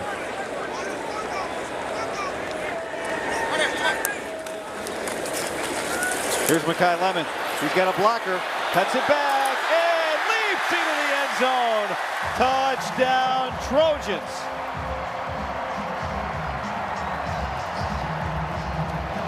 The first start in the Coliseum for Miller Moss. His mom looking on, and he throws a touchdown pass. He's done a lot of great things here at USC. But you know, he's been waiting to have a first half like this.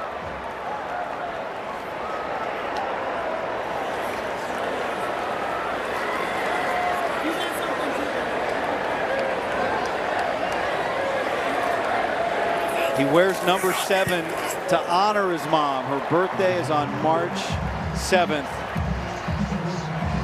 And I'll tell you what, the command, the discernment on this play was impressive. They bring a little bit of eye candy, and he says, let me get it out to Makai Lemon. And Makai Lemon says, let me do the rest. Make up for a couple drops by this receiving core. Puts the brakes on, whoop, cuts on back. Finds himself into the end zone. And it's a party in the stands, and it's led by Miller Moss's mom, also rocking the number 7.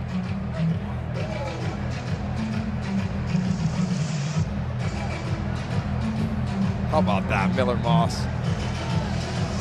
Multiple times thus far in his young career as a starting quarterback, he has met situational moments, guy, and showcased mastery around him. Go to the 2-minute drill last week.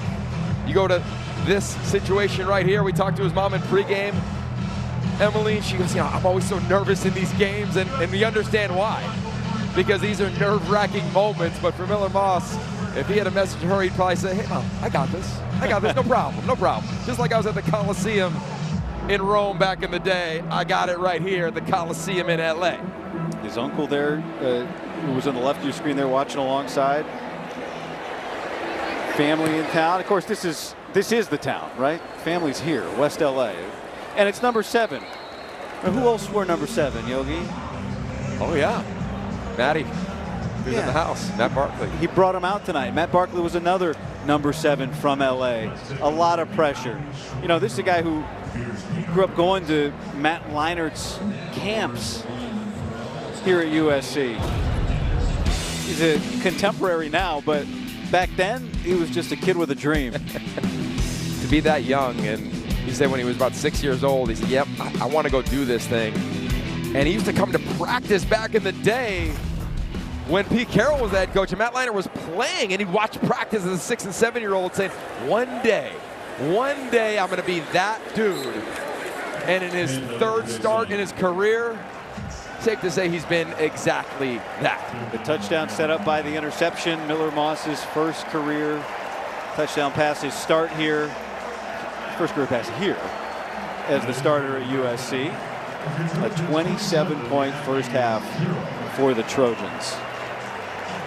And let's go down to Rhett with Lincoln Riley. All right, thanks very much, Guy. Coach, boy, how good did it feel to get that one in the end zone there after you had to settle for a couple of field goals in the red zone earlier? Yeah, it was good. You know, our red zone execution wasn't very good, but that was important. A good 2-minute drive, and we played some really good complementary football. Defense has done a great job getting us the ball back, and good to get that one in. 174 yards on the ground in the first half, Lincoln. What's been working in the run game? Yeah, I think our line's done a nice job. You know, Woody, Quentin, our guys have ran the ball well. That was a big emphasis point for us. We didn't feel like we ran it well enough last week and need to do better. So good half, but we need to do it again second half. Message to keep these guys rolling here in the second half, keep that pedal to the floor. That's what we do. You know, that's what we do. It doesn't need to be anything different. The scores are relevant. We got to come out and play our hearts out. Thanks, Coach. Thank you. All right, Red. There was some question. Would there be a little letdown, a short week, high-energy game against LSU? 27 points say no letdown. Coming up next, the Big Ten Live halftime report.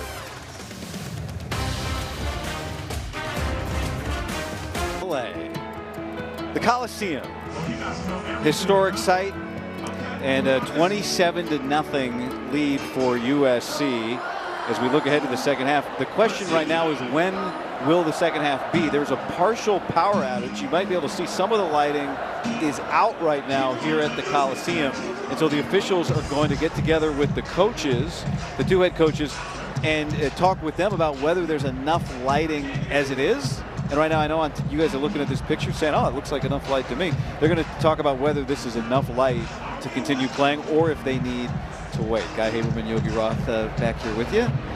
So I know we turned the light on in here to help. Seen a lot of different things in college football. Never really seen this, right? Remember in the Super Bowl a couple years ago, all the lights went off and the power went out. Be curious what it looks like down on the field, because you see some shadows from the players, how impactful that is and what the coaches might be thinking. What's it like down there, Rhett, on the field?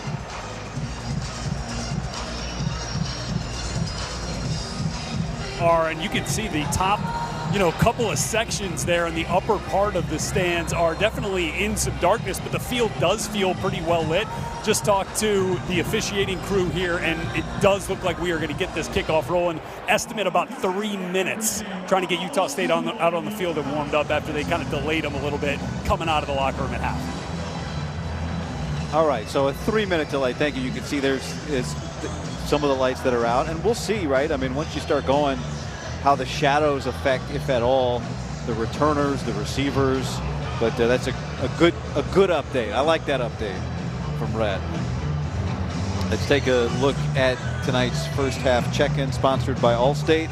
You're in good hands with Allstate. Well, I think it's been pretty dominant by the USC Trojans in a bunch of different phases. Of course, on the ground, as Coach Lincoln Riley talked to Brett Lewis on the way into the half. I mean, this offensive line, this tight end group, they've been dominant. Some uncharacteristic drops in the passing game from the wideouts. But really, the thing I've taken to heart after reflecting on the first half is the physicality, especially up front. And it starts on the offensive line, but the tight ends do it.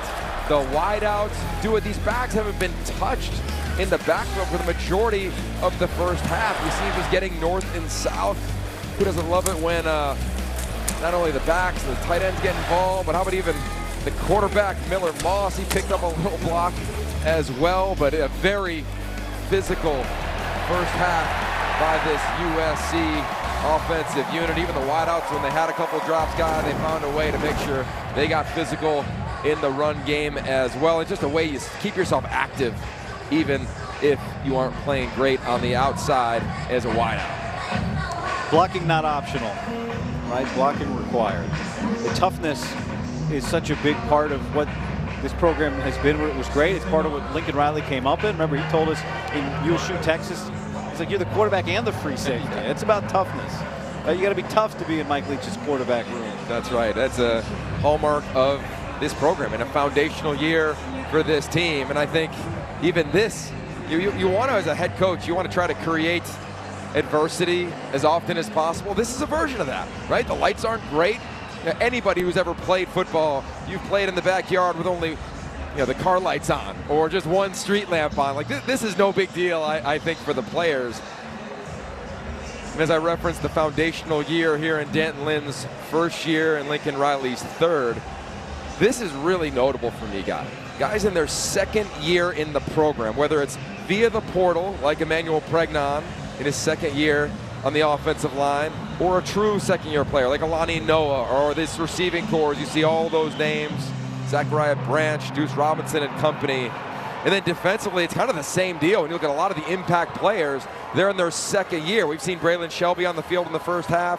Not seeing Mason Cobb tonight, but Bear Alexander, Jamil Muhammad, Anthony Lucas, their second year. And we talked to Lincoln Riley about that exact thing and said, Coach, do you agree with that statement? And he goes, man, yeah, we actually have a foundation.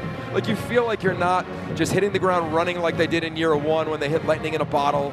Year two, they found some struggles, I think, in the transfer portal, especially in the offensive line.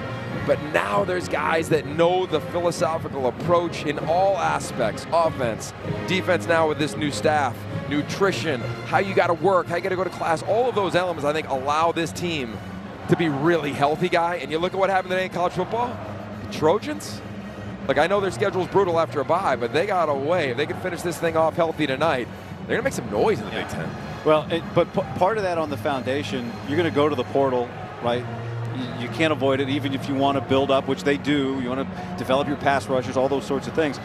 But we talked to Lincoln Riley about picking the right players in the portal, right? To make sure that all of a sudden Mascarenas Arnold steps in and he can be a leader of this team. Guys respond to him. It's so hard. I mean, I go back to when I coached here at USC, and I think what is often misconstrued around the country is you think you coach at SC and you get all the best players and they all come. And now with NIL, you can do all the things that are legal in college football. They're in the transfer portal. Not necessarily accurate. It is a challenge to deal with the external pressures and expectations and the internal realities. Lincoln Riley has a solid foundation in the beginning of year 3. In a slight delay because of a slight power outage. Let's go back down to the field and Rhett. What you got, Rhett? Yeah, another update there. It sounds like now that Utah State is out onto the field, they're going to give them 3 minutes to warm up, and then we'll get the kick. So still just a couple minutes away, but doesn't look like we're going to be dealing with any sort of extended delay because of this power outage. That's what head coach Nate Dreiling would like to see different on his offense, that has not had that kind of power to sustain drives. Kind of felt like his whole team came out a little shell-shocked. They settled in a little bit offensively as they get the ball. Wants to see that offensive line continue to hold up in pass pro, but they got to find a way to sustain some drives. And then defensively, he was really proud of the way the guys kind of settled in and kept staying with the plan, which, as we talked about a lot in the first half, guys, was making USC earn their points with those long drives and then try to stand up and hold up in the red zone, which they've done a couple of times. So stick with the plan on defense and try to find a way to stay on the field with Bryson Barnes. Yeah, Rhett, you're all over it. I think they got to find a way with Bryson Barnes to create some explosive plays. They tried, ball was batted, interception led to the late score, but I'd love to see them open it up. Be curious if they go back offensively to what their roots are, which is tempo, explosive plays, taking shots at these weapons. What do they allow Bryson Barnes to do here when they get the ball to kick off the third quarter? Yogi, you mentioned some of the big games, some of the big losses around the country today. Notre Dame falling to Northern Illinois. So Trojan fans walked in happy today because they saw Notre Dame lose. Maryland and Michigan State. Jonathan Smith with his first Big Ten win for the Spartans. Iowa falling in a heartbreaker to Iowa State. Penn State got tested today, really tested by Bowling Green. They made the most of that and were able to come out with the victory. And then in that huge game, Nebraska and Colorado, Matt Rule's group looked dominant. Absolutely dominant on a huge stage, the whole nation watching. Look, this is a program that's been down for way too long. I know Saturday of week 2 isn't over yet, but when it is, we're booking our travel because we're on our way to see Nebraska next weekend with as much momentum, you could argue, as they've had in quite some time. This place the same. Remember what a difference a year makes. Bryson Barnes last year came in here as a starter for Utah and upset USC. Started tonight in place of the injured Spencer Petras, who transferred, of course, familiar to people, right? He spent 6 years at Iowa, his 7th year at Utah State. He was the starter, hurt last week in the win over Robert Morris of FCS football. Barnes takes over, gets the win. Last minute, they go up all the way to yesterday, decide that Barnes is going to start. And what we're not seeing, his legs was such a big factor last year when he was the quarterback at Utah in beating USC. Here at Utah State, they have not run him much. Yeah, only one true quarterback run from Bryson Barnes. Look, they don't want him to get injured. They're not the deepest at that position. But I think here on this early drive, they've got to go back to what they feel most confident and comfortable in. I'd create a little tempo, a little bit of quarterback run. See if you can get a score here, because at some point, you got to take a couple shots here to try to get back in this thing. All right, after a brief delay for the power outage, we continue on. The lights, those who are with us, we play with them. And that's what Utah State's going to do. They had a chance late in that first half to maybe try and get down and put themselves in position to make it a 2-score game. Threw a pick. USC took the football and punched in a touchdown at the end of the half.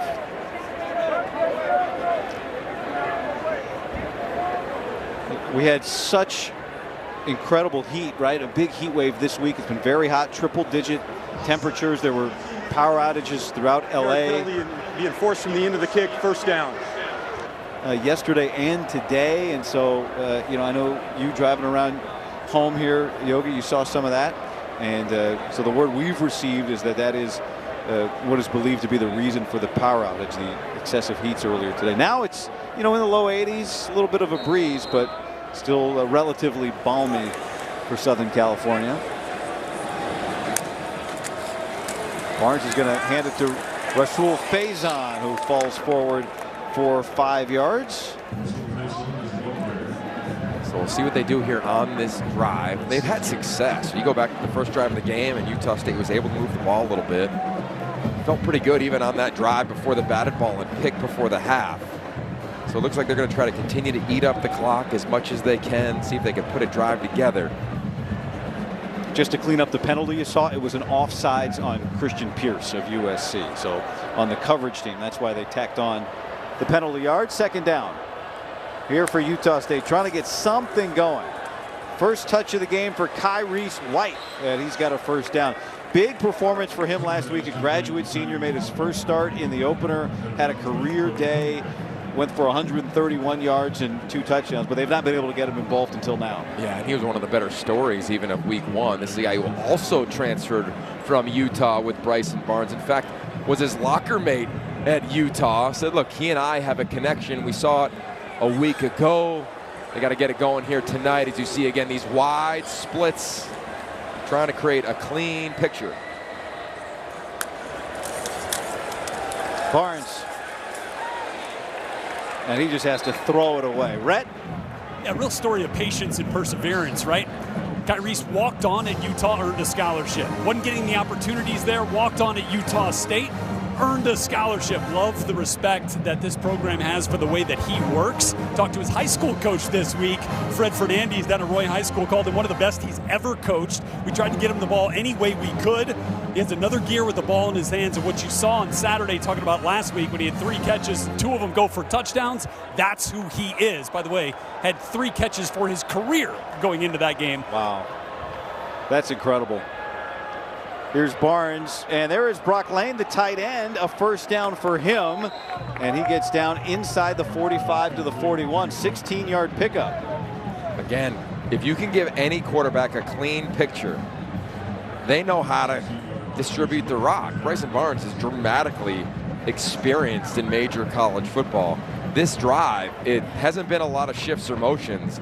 It's static, get to the line of scrimmage, wait the play clock to go down as low as you can. Don't allow USC to adjust, and you're kind of playing who has the chalk last. Faison dancing away, but Bear Alexander wraps him up around the ankles, and up top it's Braylon Shelby. Braylon Shelby is a fascinating story, and somebody for USC fans to continue to track. A huge recruit coming out of Texas. Played a lot against Utah and Bryson Barnes a year ago. Actually got beat on a wheel route. Big explosive play in the ball game. But he has truly made a change in his body. He might be the best pass rusher off the edge for this program, and I think as the season progresses, his game will continue to emerge. This is the furthest Utah State has been into Trojan territory, and they're going backwards now. Eric Gentry with the sack. And it's all Braylon Shelby, the guy we just got done talking about. The effort, he crosses the face. You'll see him right there. Watch him as the snap begins. He just penetrates, and then Gentry, he got no shot. Man-to-man coverage against him. It looks like a point guard crossing him up. 3rd and 13. Now you got fresh legs on the D-line. Anthony Lucas at the top, Jamil Muhammad at the bottom. They're going to be humming off the edge. Play clock is low. And now Utah State's going to have to use a timeout. They started to bring Brock Lane in motion with 2 seconds on the play clock. Charge timeout, Utah State, their first of the half. Timeout on the field. You know, there was so much momentum in the building prior to that 3rd down. I think the timeout's going to help Utah State. Will be right back for a critical 3rd down. Welcome back, and that man with a headset turning around is Eric Henderson, the co-defensive coordinator, the guy who coached Aaron Donald, who's in the building and has really transformed a lot of this defensive line alongside Sean Nua. Got a feeling this defensive line is going to get after it here on a critical 3rd down. 3rd and 12 after Utah State uses a timeout. Barnes gets stood up. Jamil Muhammad.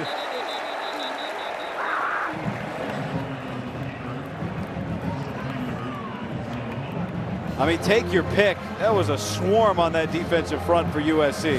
Well, it looks like it's going to be pressure, and you see all these guys on the defensive side. Watch as the snap unfolds. Mascarenas Arnold, he drops into coverage. Gentry, he's playing coverage, kind of a spy on Bryson Barnes, and here we go, 4th down, they're going for it. Barnes, pressure, and he gets dropped by Kamari Ramsey. Ball came out incomplete, and it's the 2nd turnover on downs forced by the Trojan defense. When you bring pressure, you have got to get home. You've got to get to that quarterback. Kamari Ramsey, it's a race to the quarterback before he can get rid of the rock, because it's a completion to the wide side of the field. Ramsey showcasing the speeds. How about his hand placement? Going right after that right arm, coming off the edge. Beautifully designed, perfectly executed. Utah State called the right play, just couldn't protect for long enough, and the transfer from across town continues to make plays for the Trojans. He's also a LA area guy, went to Sierra Canyon High School, you know, well known as a basketball power. That's where Bronny James went to school, started at UCLA, as Yogi said. Danton Lynn, he came along and has been an instant impact. So USC takes over, 1st and 10. Miller Moss, Quentin Joyner the back, and Moss is going to keep this, and he gets across midfield. How about that? Not necessarily on the scouting report. Miller Moss on a little zone read here, sees everything crash down. He keeps it and doesn't slide down. Kind of takes a little bit of a hit. And now every defensive coordinator going against SC says, all right, we got to prepare for that too. Yeah, he's doing his Caleb Williams. Yeah. I imagine Caleb's asleep in advance of that first start here. Moss, nice touch. There's Quentin Joyner, and he cuts it back. Joyner gets a 1st down for USC, still churning, and he gets down almost to the 40. That's kind of been a big takeaway, is the touch of Miller Moss. I mean, how many of these have we seen tonight? A variety of different arm angles, ball placement, over the defender's outstretched arms. Watch that right foot get in the ground, and Joyner didn't get a ton of burn, only 13 snaps against LSU, but as Lincoln Riley told Rhett Lewis before the half, like, they want to run the football. They have to feed a variety of backs. It's a long season. Joyner playing well.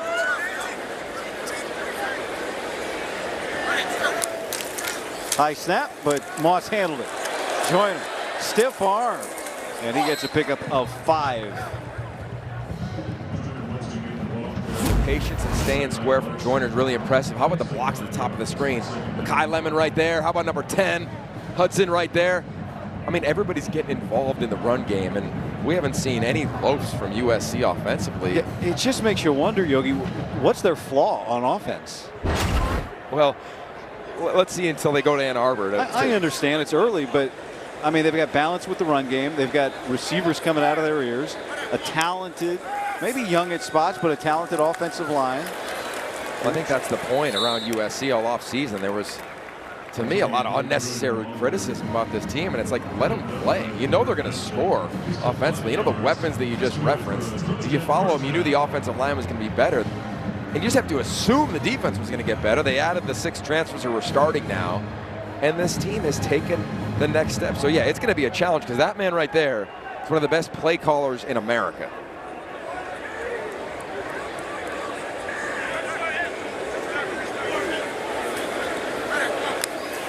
Three-man rush. And there's Jacoby Lane, spun down by John Ross May. And there's so many great tight ends in this league. We've seen Lake McCree's having a career night. We still haven't seen Walker Lyons, the young freshman who will be heard from right before things are through here this season. Well, I think that you referenced the weapons. That's also the challenge. How do you find guys flow? How do you feed guys that are hot? How do you heat them up? Brian Jackson, who got a few carries in the first half. Speaking of youngsters, a freshman. He gets spun down. Well, you were here at the height. There were playmakers all over the place. Well, what made that era so special, and I think what is developing here under Lincoln Riley, is the competitive nature at every position is different than it was for him in year 1 and definitely in year 2. Just in terms of you're not just allowed to just go play because you're the guy on the top of the depth chart or in that position room. You got to go earn it. The competitive temperament is getting to that place. Walker Lyons has come into the game for the first time this year, first time in his career. He's wearing 85 for USC. And he's blocking in front of Quentin Joyner. And a great block by Walker Lyons. He and Elijah Page helping clear the way with Emmanuel Pregnon for Joyner. Yeah, really cool story right there. 85, top of your screen. You know, a year ago he's in Norway on a mission. Now he's blocking inside run game against Utah State. 2 years ago, he got hurt in the first game of his senior year of high school football and missed the whole year. I mean, we're talking about the #2 tight end recruit in the nation in that class. He stays in the game with Cade Eldridge, the other tight end. Moss almost intercepted. That got jumped by Ike Larson. Wait, Ike Larson smells the football like a receiver, doesn't he? Ike Larson is having a heck of a game. The captain, watch him just drive on this. He saw it the whole time, and Miller Moss lucky that is not pick 6 going the other way. He's a high-level player. He's belonged on the field tonight, there's no doubt. 2nd down and 10 for Moss. Wants to throw. And he's got Cade Eldridge, who's able to hold on and get the first down. And it has been a physical game, hasn't it? I mean, you can hear the paths clacking right there. Miller Moss just taking the easy out route. I love how USC continues to use tight ends. Whew. Well, that was his first career catch. He wasn't going to let it go for the redshirt freshman up in Linden, Washington. Quentin Joyner stays in the game at running back. 2 tight ends remain in the game for USC. 1st down and goal. Joyner. And on his back that time, Gabe Peterson, one of the players that transferred in from New Mexico State with this defensive staff. Over 200 yards on the ground for USC in this game. Yeah, they just put you in such a bind at linebacker with all those tight ends. See Kyle Ford in and a bunch at the bottom of the screen as well. Those are big bodies. I'd run it right behind him. Pistol formation for the first time in this game. Joyner, and he steps in. 2nd touchdown of the night for Quentin Joyner.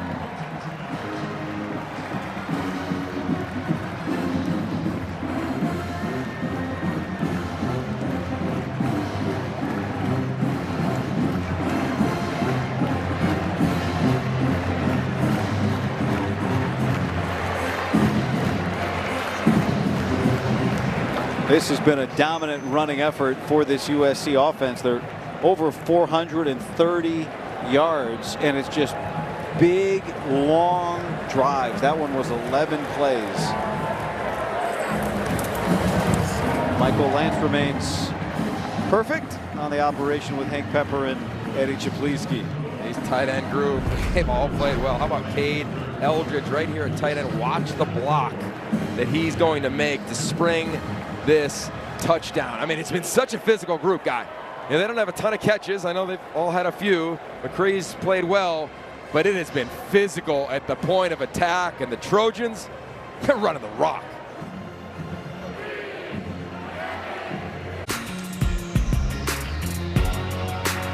The final drive recaps the entire day around the conference. Tonight after football, only on the Big Ten Network and the Fox Sports app. It's been a party here in LA tonight. Somebody tried to turn the lights down, tell everybody time to go. After hours in Hollywood, baby. After hours.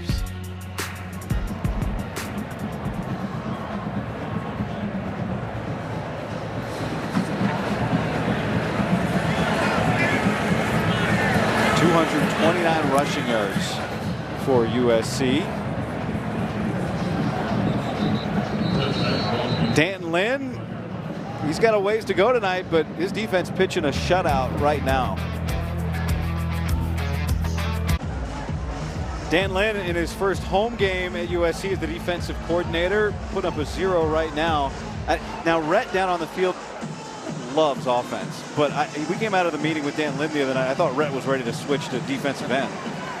You know, I was pretty fired up there, Guy, listening to Danton Lynn talk about his core principles with this defense, right? The obnoxious communication, the shocking effort, and the way that they want to attack offenses. They check the box on effort against LSU. It feels like they're checking the boxes on the other two pieces tonight. And that ability to communicate that message, Guy, is something that Danton learned when he was in the NFL and had an opportunity to get nominated to be a head coach for the East-West Shrine Bowl, where he got a chance to learn how to stand in front of the team, communicate the message, and kind of help them understand what he was trying to ask of them, and that's really helped him in this coordinator role as he made the transition to college. I know, Yogi, you talk to a lot of coaches about Danton Lynn. You talk to a lot of people about Danton Lynn. What stands out about him and how he's been able to get things seemingly turned so quickly? I think the thing that really stands out, honestly, is how he teaches. When he first got to UCLA, just the pragmatic approach. When he first got to USC, like the springs aren't give him everything, give him the whole playbook. It's no, let's just do one thing really well, then two, and then three. And when you talk to players, they say he always has a why and an answer for the reasoning behind the call, and then what to do, what you must do in certain calls on defense, like right now on a 3rd and 6.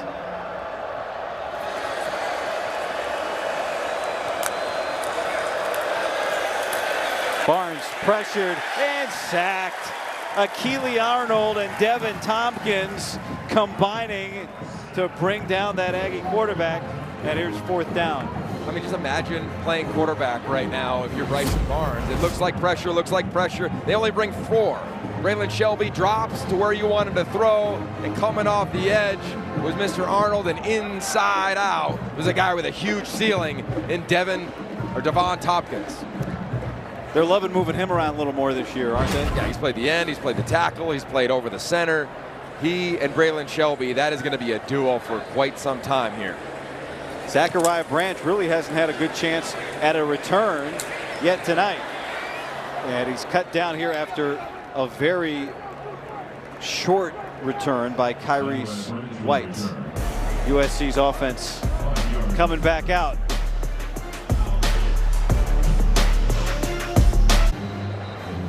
'648th game ever played here at the Coliseum. Only Bobby Dodd Stadium at Georgia Tech and Neyland for Tennessee has hosted more football than this place.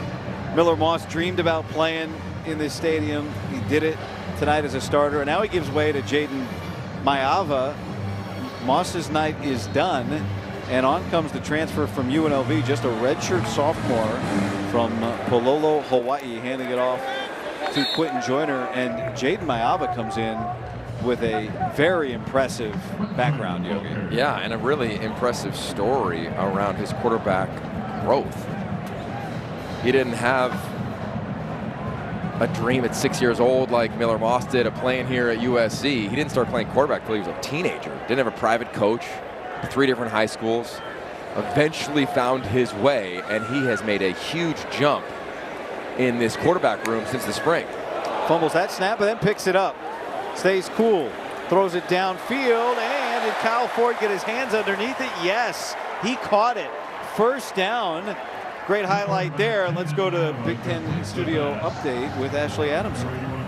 Guy, it was a wild night at Autzen, Oregon, and Boise State tied at 34.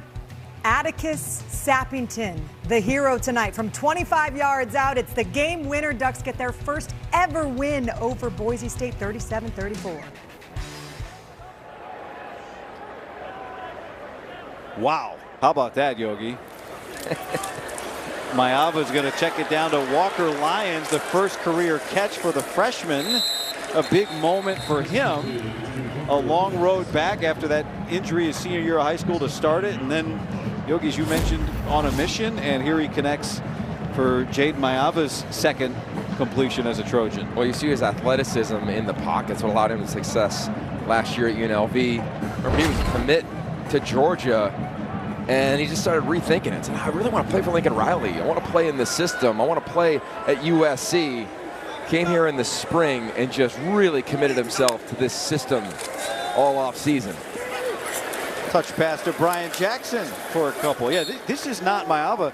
This is not some unproven talent here, right? He was the freshman of the year in the Mountain West last year, a winner. Took UNLV to their most wins since 1984 and their first ever Mountain West title appearance. Yeah, I think he's just scratching the surface. You look at how he's developing in that quarterback room. Now, Miller Moss understands how to be a backup better than anybody. So the tutelage from him to Mayava is phenomenal. And I gotta say, I love the bloodlines. Kaluka, his uncle, used to play linebacker here for the Trojans back in the day. Brian Jackson on 3rd down and short, able to churn and pick up the first. I mean, you know, we saw the photo of all the Heisman winners. You think about all the great quarterbacks.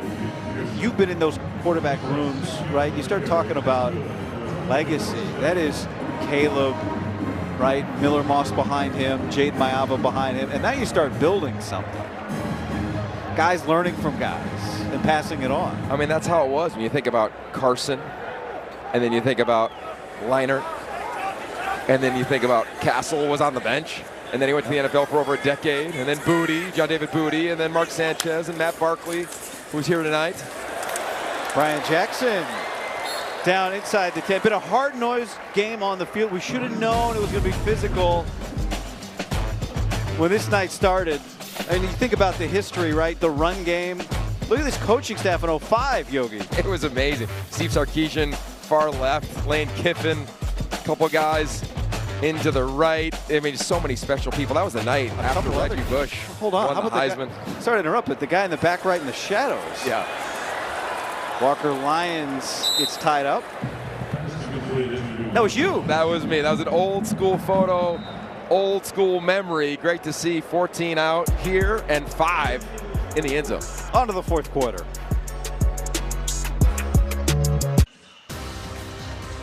Football on the Big Ten Network is brought to you by Discover and by Auto Owners Insurance. Tradition here at the Coliseum, light the torch to start the 4th quarter, but there was an announcement to the crowd that because of the partial power outage here, it wouldn't light. The crowd groaned, lit up their phones, and then all of a sudden, Yogi, magic. The torch found it. How cool is this? The power of the Collie.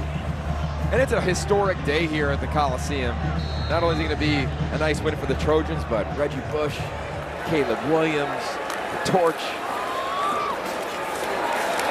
This is Jay Fair trying to get to the edge to start this 4th quarter.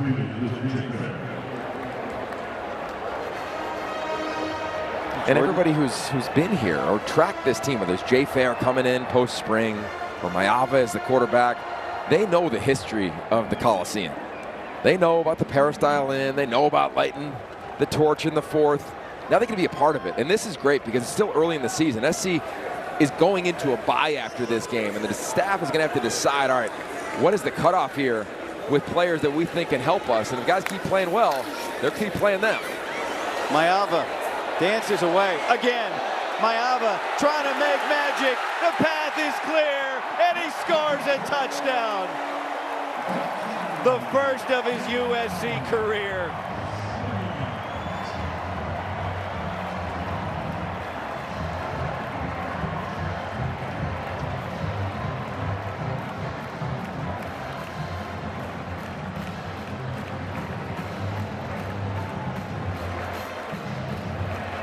All smiles on that sideline tonight.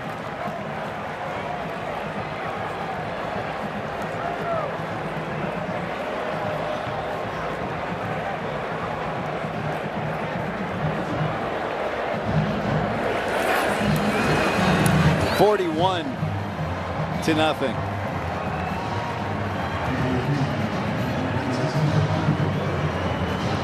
How about the athleticism? Student section still sticking around to watching a guy who competed for this job in camp, in Jaden Mayava. Lincoln Riley said it was a pretty tight race, and we could see why. Free rusher, slides to his right, climbs the pocket, protects the ball, and then says, I got a little green grass. I'm going to get a little touchdown for myself tonight. No matter how many times he finds the end zone, this young man is going to remember this one forever. Racing to cross the goal line. Got the old Matt Leinart celebration. The ball up in the air. Lincoln Riley fired up. How about Miller Moss? Jacked up. He knows the amount of work that goes into it, and love just everyone celebrating the work ethic, the competitive nature, and then the finish by Jaden Mayava, his first time playing with this uniform on.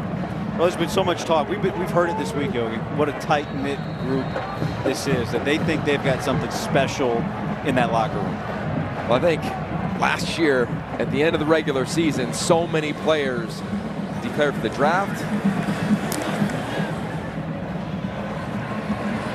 It's another touchback. Coming up on Wednesday, a great women's volleyball matchup comes your way when Mia Tuaninga leads the Trojans into a showdown with third-ranked Pitt. Live coverage begins at 9 Eastern, 6 Pacific, only on the Big Ten Network and the Fox Sports app. Okay, just to kind of get back to that point, regular season ends, and so many players either declared for the draft like Caleb Williams or hit the transfer portal. So Lincoln Riley, he told us he basically had 2 spring footballs. So in advance of the Holiday Bowl, they didn't have a lot of bodies, but the bodies they had, he said that was the beginning of our offseason program, led by QB1 Miller Moss, and so many of those foundational players in their second year in the program. Then you hit the winter training circuit, guys got connected, then you hit spring ball, and then you got to training camp, and you're right, this is a tight unit. And I think when teams, especially teams in LA like USC with a ton of hype, oftentimes you don't see them celebrating together, right? It can become individualized, especially in this era of college football. That has not been the USC of this year.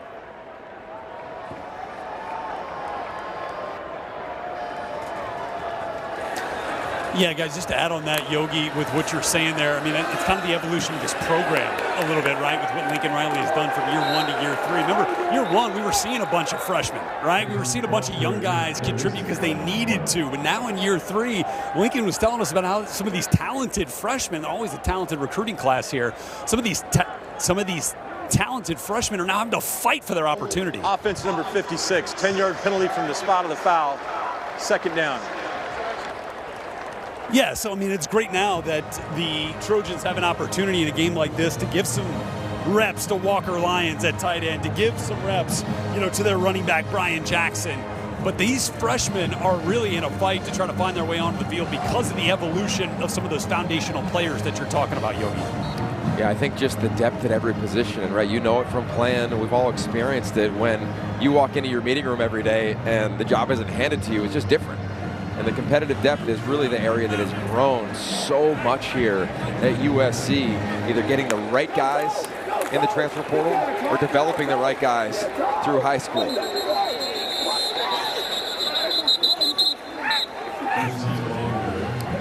I think back to when I was coaching here on the staff, you see Dan Lynn trying to keep that shutout going here, this defense. To play in the Coliseum is a big deal, just like it is in any home stadium. But here in LA, I mean, this beautiful stadium can swallow you. And now for these backups, they got an opportunity to really make a little bit of noise. So whether that's Anthony Beavers now playing a little linebacker, Sam Green, who just made that tackle. That's right. Just a variety of different faces and players we're seeing now trying to make a mark. I have to tell you something. Playing in the Coliseum, what's cool just being in the Coliseum is really cool. That's incomplete. And those are 2 young players that they know it's really cool to play here. Desmond Stevens and linebacker dropping into coverage. And how about Marcellus Williams? Trojan fans know his brother Max. He was a talented player here for the Trojans a couple years ago.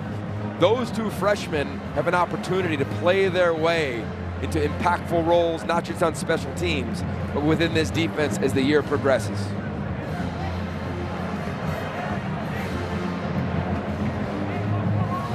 Saw Zachariah Branch a moment ago on the sideline talking to Miller Moss. He'd love to get free. This is way up in the air. A pop-up out to right center, and it bounces out of bounds. There've been so many great playmakers over the years.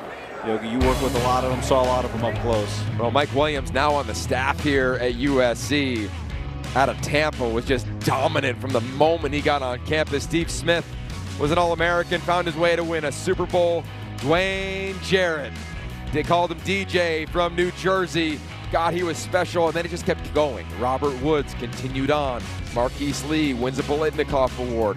So many gifted wideouts. I'm not even talking about Keyshawn Johnson and guys from even further back in the day like Curtis Conway. But Zachariah Branch, he wants to be part of that next conversation after last year. Of course he was, and that's really the element of this group that I think makes him special. Jacoby Lane, Mekhi Lemon, Branch, you see those three talking right there. Add in Deuce Robinson, Kyron Hudson. We were saying in the preseason, one of the most talented receiving corps, if not the most talented in America.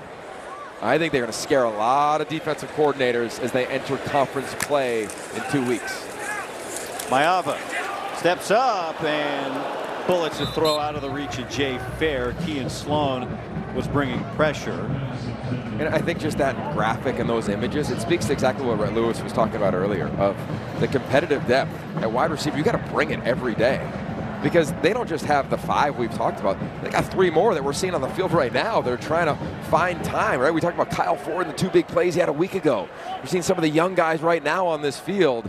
You have to compete in every element of that position group. Amarion Peterson gets his first carry of the night, the 3rd carry of his career, a redshirt freshman who, speaking of upside, they really feel like can be a all-around back of the future here at USC. We have an injured player down on the field. And so we will step aside here in LA.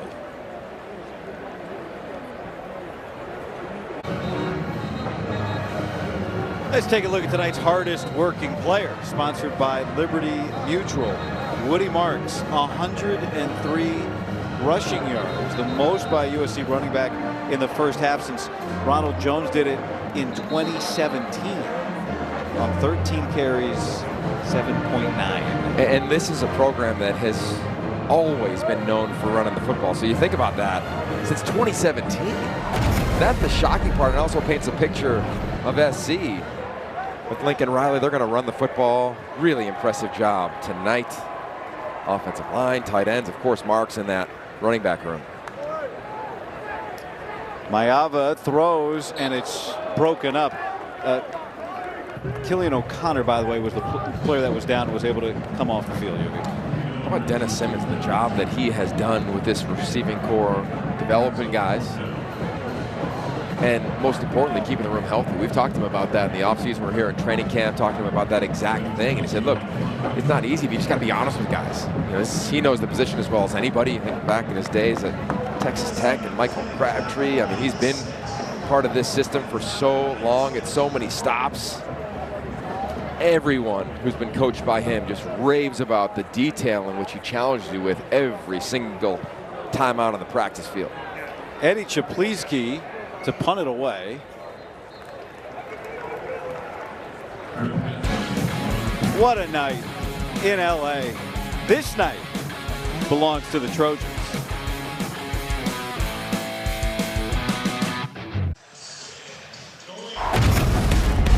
Well, another great night for Miller Moss. His first career start in the Holiday Bowl last year.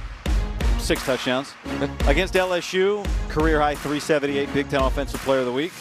Tonight, not getting a full game in, his first career start at the Coliseum, 229 yards and a touchdown, 21 of 30. That's 70% completion after the first punt of the night for USC. A flag before Utah State can start its possession. USC tonight has 8 scoring plays to Utah State's 7 first downs. 5-yard pretty good stat. First down. It's a pretty good stat. I think that's the thing that stands out the most to Miller, and he'll look at tonight's game and knowing him, he's going to say, yeah, there's a couple things I got to improve upon, right? Almost threw a pick 6. It wasn't flawless, but what is flawless is how he approached the craft amid adversity. Tyrese White with the catch, and he's got a first down. So what's the point on that? Is that when Miller Moss came to USC, he was in the same recruiting class as Caleb Williams. And he said he told his mom after the Elite 11, which is a prestigious quarterback camp, he said, "Mom, the only place I don't want to go is anywhere Caleb Williams goes." Well, Caleb goes to Oklahoma before coming here and winning the Heisman, and now his jersey's retired tonight forever here at the Collie. And when he transferred to SC, Miller said, "You know, Mom, it's kind of funny. I'm going to go learn. I'm going to go compete." He could have easily decided to dip. Well, it's a good reminder, too, right? Elite 11, he was an elite prospect, a 4-star prospect. Look at this group. Look at this group. I mean, you got he and Caleb right in the middle there, but on the far right and far left, you got Drake May and J.J. McCarthy. But how about those two? So for him to come back and say, "You know what, the only place I don't want to go is wherever he goes," and then he shows up here, and then it would have been easy for him to leave. And he said, "I kept looking at my next decision, and it was always the best one to stay." Coached by Lincoln Riley, coached by Cliff Kingsbury. Third down here for Barnes. Long throw. And Tyrese White can't find the ball. And sit behind Caleb, right? That was another positive. And also, oh, by the way, finish his degree, which he did in a little over 2 years. And the whole time, he just said there was never a better option. So it's not like he had blinders on. It's not like he didn't go through the process. But he really evaluated it with tremendous discernment. And oh, by the way, when he plays with tremendous discernment at the position. So I just think it's a great example. Like, everybody's not going to stay at their initial school. But when you do make your decision, Miller Moss is a great comp and say, well, what is the next best decision? Is it better than my reality? And for Miller Moss, the kid who grew up dreaming about playing here, it never was. And now look how it's playing out. It was amazing talking to his mom, Emily Kovner-Moss. Delay game, kicking team, 5-yard penalty, 4th down. She was just so, she said, "I'm just so proud of him." Every time I started bringing up plan B, plan C, he was so steadfast in his belief that this was the right, being with Lincoln Riley, being with Caleb Williams, this was the right place for him, and that he would find his way, his patience would pay off. And it has. And you know what? It's amazing to look at that Elite 11 photo. Look at Branch back here, see if he can get loose. Branch not forcing the issue either. He's patient. Fair catch. Next Saturday, a triple header of action kicks off with 10th-ranked Michigan against Arkansas State at the Big House. Coverage begins with Big Ten Tailgate at 10 a.m. Eastern, 7 Pacific, only on the Big Ten Network and the Fox Sports app.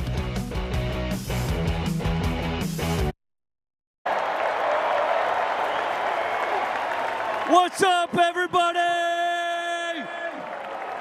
It's great to be back in the Collie, but I need you to get hyped! It's time for your Trojans! 5, 4, 3, 2, 1! That was Matt Barkley before the game, and that's Matt Barkley now, Yogi. What happened? He sent you that photo. Yeah, he sent me a photo with this photo, and he said, I may or may not have headbutted Jacoby Covington in the tunnel, getting hyped. And if you know Matt Barkley at all, he's got a great infectious energy to him. He loves this place like any former Trojan does, and he was elite here. He was so special. Came in as a freshman, balled out, could have left early, decided to come on back, left a true legacy at USC. Now he's also a colleague. He called the game last weekend, Big Ten Network. Matt, thanks for sending the photo. Love you, man.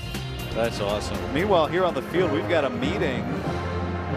You see Lincoln Riley, our referee Tim O'Day, Utah State's head coach Nate Dreiling. We had partial outage to those light banks across the field from us, but that's the USC sideline. But now more of them have gone out.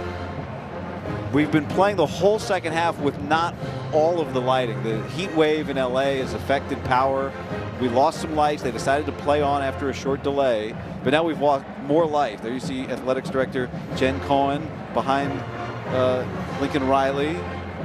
And there you can see that to the left and the top of your screen, all those lights are out right now. Yeah, you just kind of watch them slowly throughout this second half just go off. All right, we got boots on the ground down on the field. Rhett, what are you hearing? What are you seeing? Yeah, guys, when this thing started, when the power outage first happened, I was looking down around the field, like this doesn't look all that different on the field for the players. Obviously in the stands, you could tell there was darkness, especially in those upper sections, but now this latest development has definitely cast a little bit more darkness here on the field, which has obviously prompted this meeting to find out what they're going to do here, as it looks like the Coliseum has lost a couple more of those light banks. It's definitely noticeable, though, Yogi, down here. Yeah, I mean, so we went from the lights that were out not coming back on, and now more lights going out. Yeah, slowly, every time you kind of peek up after each drive, another layer of those lights really right on both 20-yard lines. Got less and less.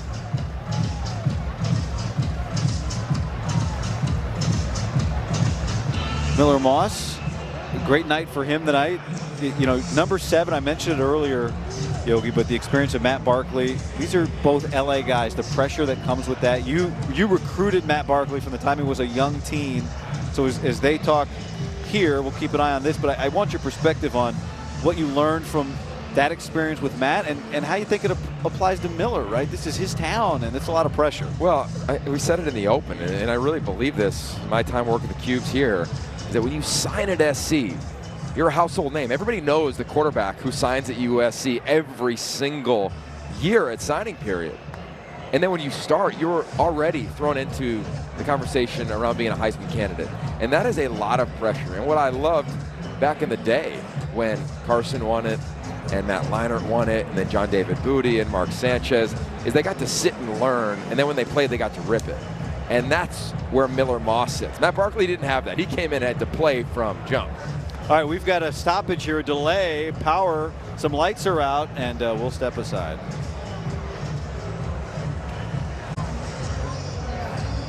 We're in a lighting delay here in LA. The 10-12 left in the fourth quarter. They've been playing all of the second half with less than the full capacity of lighting. You can see 2 lights just came back on. They're on the top of your screen. Those lights just came on during the break and got a big cheer from the crowd here. Yogi, look, it's a 41-0 game, but you only get so many games, right? Like, these guys want to play this game. Yeah, and you only get 6 at home at the Coliseum under the spotlight of this stadium. And I think as you kind of spin it forward and you think about the USC Trojans, not a lot of games on this schedule you're saying, yep, everybody's going to be able to get in. That's why I'd be competing if I was on that sideline as a backup saying, keep playing. But in 2 weeks, them and Michigan come off a bye. What's Michigan going to look like after what they went through today? Who's going to play quarterback? How are they going to bounce back as the defending champs? And God, can you imagine a world where Michigan loses 2 home games in a row? Well, but I'll give you the other I can right now. Yeah, but I'll give you the other side of this, right? If you're Michigan, we had a 12-team playoff. Like, you need big wins. You're feeling pretty good about the fact that USC is going to come to your place looking pretty sweet, right? Like, that helps you. And as all the lights now are starting to pop on at the Collie. And the delay ends. Everyone's back on the field, and here we go. Jade Mayava on the move, and he throws complete to Charles Ross, the transfer from San Jose State, Nevada before that, and his first catch of the year. Nice job of Mayava feeling the corner pressure, rotating to his right, and his job of staying fresh for the Trojans. And I'll tell you what, it does look dramatically different now. Yeah. Like we kind of got used to no lights being on or minimal lighting. That's Brian Jackson. 500 total yards of offense for USC. As we're under 10 minutes now remaining. So LSU last week, it's so easy now in the fourth quarter, Yogi, to look at this game and go, yeah, of course, they were dominant last week, they're dominant again. But that's not what you're feeling all week, right, if you're a coach. If you're a coach, you're going, how do we prevent a letdown after it wasn't just a win, it was a neutral site win where the Super Bowl was just played, confetti all over the field, players doing confetti angels on the ground, and it was a short week. So what question did this team answer as Mayava connects over the middle with Jaden Richardson, his first career catch as a Trojan, the transfer from Tufts? What does that tell you about this team? Well, it tells me that they're they're becoming a really mature group, and that was the big challenge for this team. And while the game kicked off at 11 p.m. Eastern, 8 o'clock here in LA, I think it was a good thing for the Trojans because they got to see Notre Dame get upset. They got to see some really tight games across the country. I'm sure that made their chin straps get locked in a little bit tighter, saying, hey, let's leave no doubt today and be the team we believe we already are. First down and 10. Back into the red zone. And Richardson can't hang on there. He had Josiah Zamora blocking in front. Now, Richardson's a great story, by the way. D3 transfer, high academic achiever, acts like a vet, like a pro. When asked about coming to SC, he said it was a no-brainer. And I think when you look at the transfer portal, guys that come up, it's amazing because you prove yourself at a lower level where no one was looking at Richardson coming out of high school at the Power 4 level, and now he's playing for USC in the Los Angeles Memorial Coliseum. He's from Northern California, so you know this place means something to him. It's a strong run there from Amarian Peterson. I'll say even for Utah State, 41-0, right? Clearly not the upset that they all had imagined last night when they went to bed. But I think Utah State, they got a brutal schedule, but overall, like, they didn't give up a ton of explosive plays. They didn't get run out of the building early on in this ball game. Like, there's some things you could look at and say, we could take some positives out of this game. We had fun talking to Nate Dreiling, right? He said this is such an opportunity. He was just on the play clock. Bouncing on it out of his chair, it felt like. And Lincoln Riley's going to take that timeout. You can even hear him there saying, I'm going to take it with 1 second on the play clock. It will be 30 seconds in length. Why do you think he takes that timeout? Well, I think he just wants to make sure that we're going to get in the exact right play. This is clearly the backups. They're always trying to execute here. You can't mimic these situations. Like, USC's trying to do that often, like every staff around the country in practice, but to get a third down inside the 15 with your backup quarterback that's a shoelace away from leading or guiding this team to potentially a playoff run, and with the tradition that they have, that is what this team thinks internally they can go do. Well, you look at that and you go, yeah, championship team, right? 11 national titles, 8 Heisman winners, 524 NFL draft picks.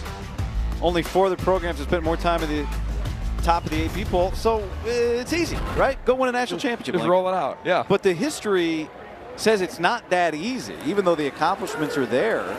Here's Walker Lyons with the catch, and he stays on his feet. I mean, those numbers, as impressive as they are, and they're so impressive, have been piled up by a small number of coaches here.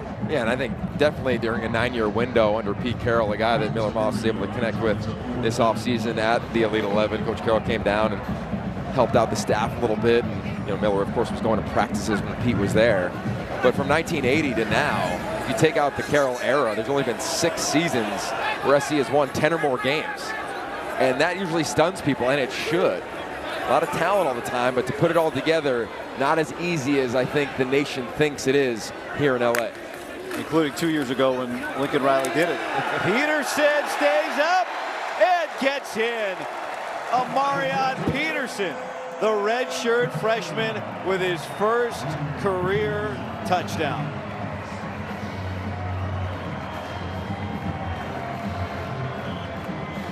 Glad the lights came back on, because this young man wanted his opportunity, made the most of it. Helmet comes off from Amos Talalele, and then the effort from Peterson was incredible.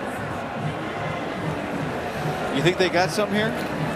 I think they got something here, and I think once they get it going, it is not gonna slow down. All smiles on the sideline, and they should. There's so many players in this extremely tight-knit group that Lincoln Riley is leading. We asked him yesterday, is it player-led or coach-fed? And he said, it's a little combination right now. And I think as the year progresses, the leadership, the core leadership of this team is going to continue to show out. How about the leg drive right there? And then the celebration in the end zone. Miller Moss, all smiles. He knows what it's like. He led a lot of these drives. When the games were over, Caleb Williams was on his way to winning a Heisman.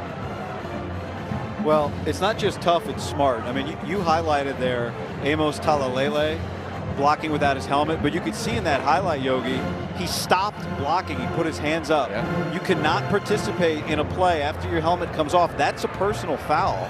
And he put his hands in the air. He said, I'm not ruining this touchdown. And that was perfect. What a smart play by him.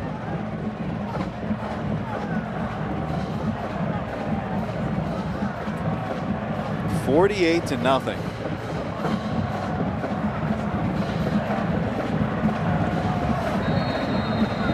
You know, Yogi, you've been to some Hollywood premieres in your life. You've had a Hollywood premiere in your life. This is the Big Ten's Hollywood premiere, right? We've had both Oregon and Washington have played at home. UCLA has not yet. They're on a bye. So this is the Hollywood premiere. Everyone's coming out of the theater pretty impressed. Yeah, I think so. And knowing this team, their after party is going to be, let's take care of our bodies, because it's a long season ahead of us. And I think that's the thing that stands out. Lincoln Riley said it many times in a variety of ways, but the maturity of this group, going back to the Holiday Bowl, when a lot of this team hit the portal or went to the NFL draft, they really came together. They understand the history and also the opportunity. And I think all the things that are going on in college football, SC now has their arms around, whether that's the NIL collective world, whether that is the transfer portal, how to identify the right player, not just the one that wants to come here who's talented. This is Herschel Turner, the freshman, with a big carry. That's the first down for Utah State in over 20 minutes of game time. So now they're thinking, we want to score, right? Yeah. And USC's thinking, we don't want you to score. We want a 0. Oh, that's the third part of this development of this program, is what they did this past offseason. Lincoln Riley said he rolled in a whiteboard and said, let me put on my defensive coordinator vision board. And they ended up hiring a variety of coaches that were on that initial board, led by Danton Lynn. First down. Ball's out. Was it a catch? If so, it's recovered by Colby Bowman. Josh Sturzer was the one who fumbled it. It is ruled a catch and a recovery. And it's not just Dan Lynn, right? That's right, The exactly. whole staff. We talked about Eric Henderson earlier. How about Matt Enns, former head coach? Two-time. Look at us. Which one? National champion or coach of the year? He did both twice at North Dakota State. And then Doug Belk, who was the defensive coordinator at Houston. Like, I just think that the power of SC is magnetic. And when you have it right, you can do everything you dream of in coaching. And Pete Carroll did that in spades when he was here. I just believe that if they can get it going, and that is the opportunity this year, and I think they will. All right, Lincoln Riley has allowed us tremendous access and insight into his program. And when you're at practice or you're around the players, you're on the staff, it just feels like the trajectory. Again, we said it in the beginning, the foundation. It's a foundational year. The foundation is set. Colby Bowman just had that big fumble recovery with his first catch of the night, and that's a first down. Transfer from Stanford, but he's local to LA, one of the many Southern Californians on this Utah State team. He went to St. John Bosco. He was excited for this game. We had a chance to talk to him earlier this week. About 15 tickets he was requesting. He had a big off season, got engaged. He's working on his MBA. Not surprised when you look at somebody who went to Stanford out of high school. Miller Moss's sister, we learned, is going to Stanford. She's at the game tonight, Addie, but she's on her way there. Quarter system, so they'll start later this year. Let's talk about the ceiling, because I know every SC fan who's watching this right to the very end is thinking, all right, we're going to make some noise here in the Big Ten. Right. And I think after the first 2 weeks, you'd have to agree. If you look at the power rankings, and we'll go back and watch the tape and watch some of the later games today, Oregon pulls one out. Ohio State dominates. SC's in the conversation in the top third of this league.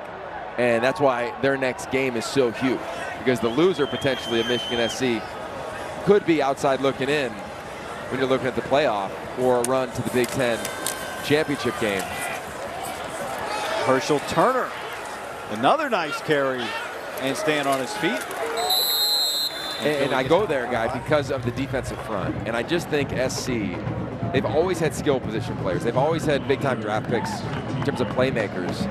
But the offensive defensive line, they have not been special in that regard. Just like Texas had not been special. It's been almost 20 years since Texas had a first rounder on the offensive line. Look at what they have now. You look at USC, the offensive line, Monheim at center, and some of these young players at other spots. Bregnon, they're elite. And this defensive front, we're looking at some depth right now.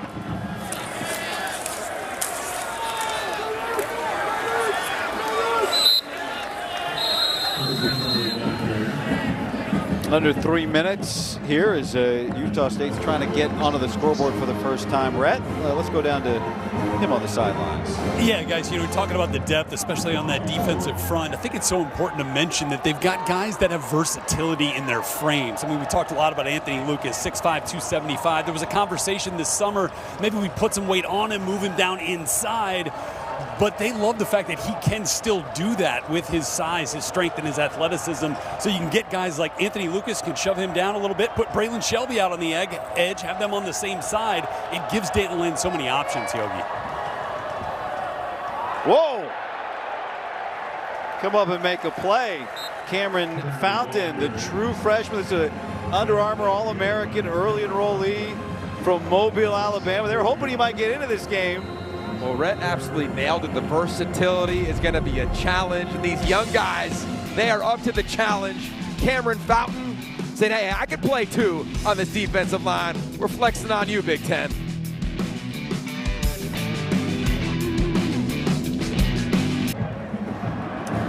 First home game of the year here at the Coliseum.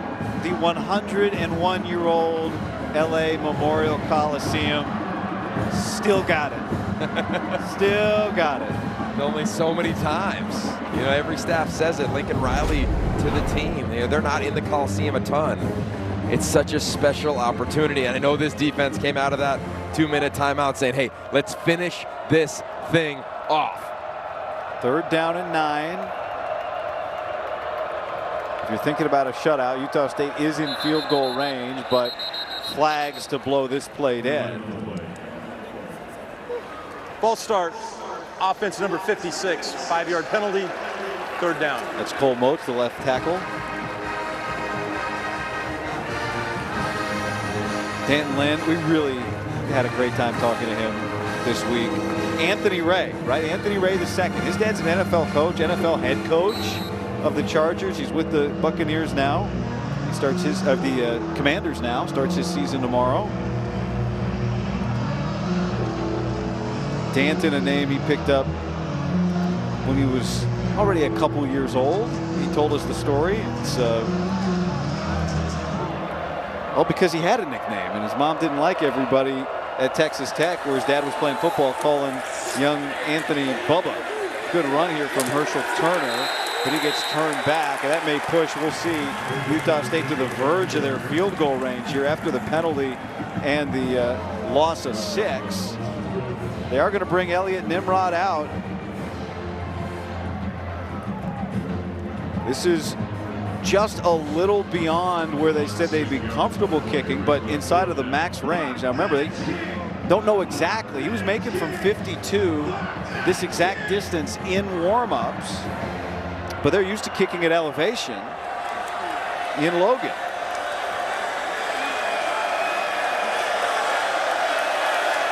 To try and break the shutout. And that is no good. He had the leg, but Danton Lynn's defense keeps the 0 on the board. And if you're wondering if they cared about it, there's your answer. The sideline erupted like it was a week ago in Vegas. Look at him. I mean, what a turnaround, man. I get the opponent and all that, but you can't forget about what happened 6 days ago in Las Vegas and the turnaround since Danton Lynn and this overhaul for the majority on the defensive staff outside of Sean Nua and the development of players like that, Eric Gentry. I mean, last 2 weeks he's been all over the field. Tonight, no Mason Cobb.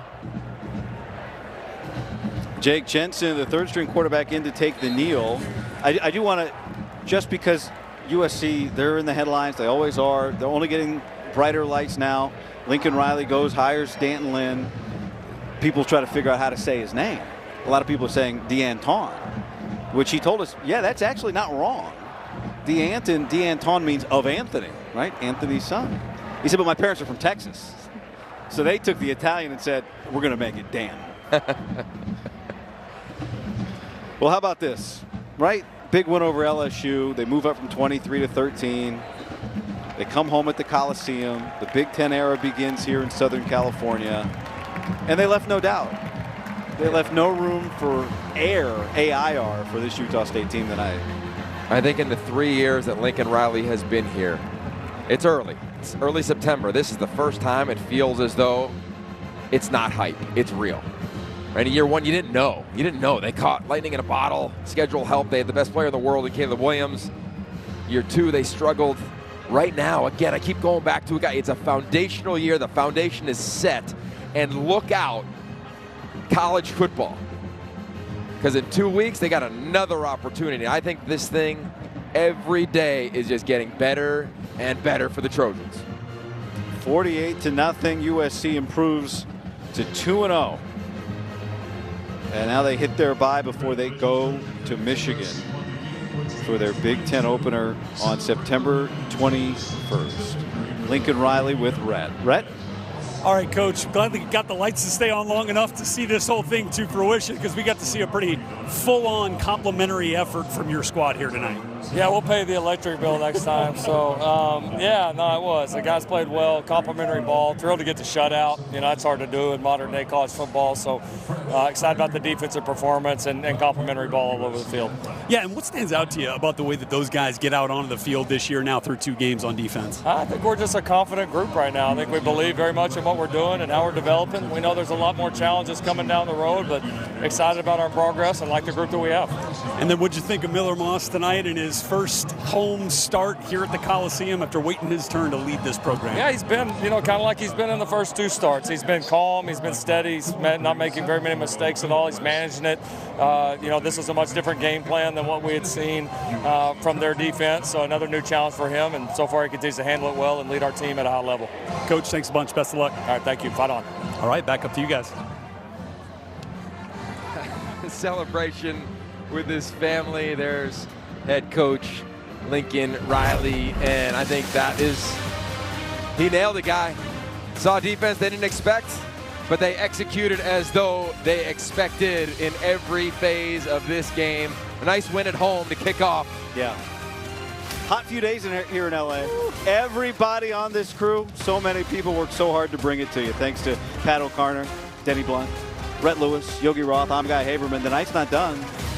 Final drive is coming up next.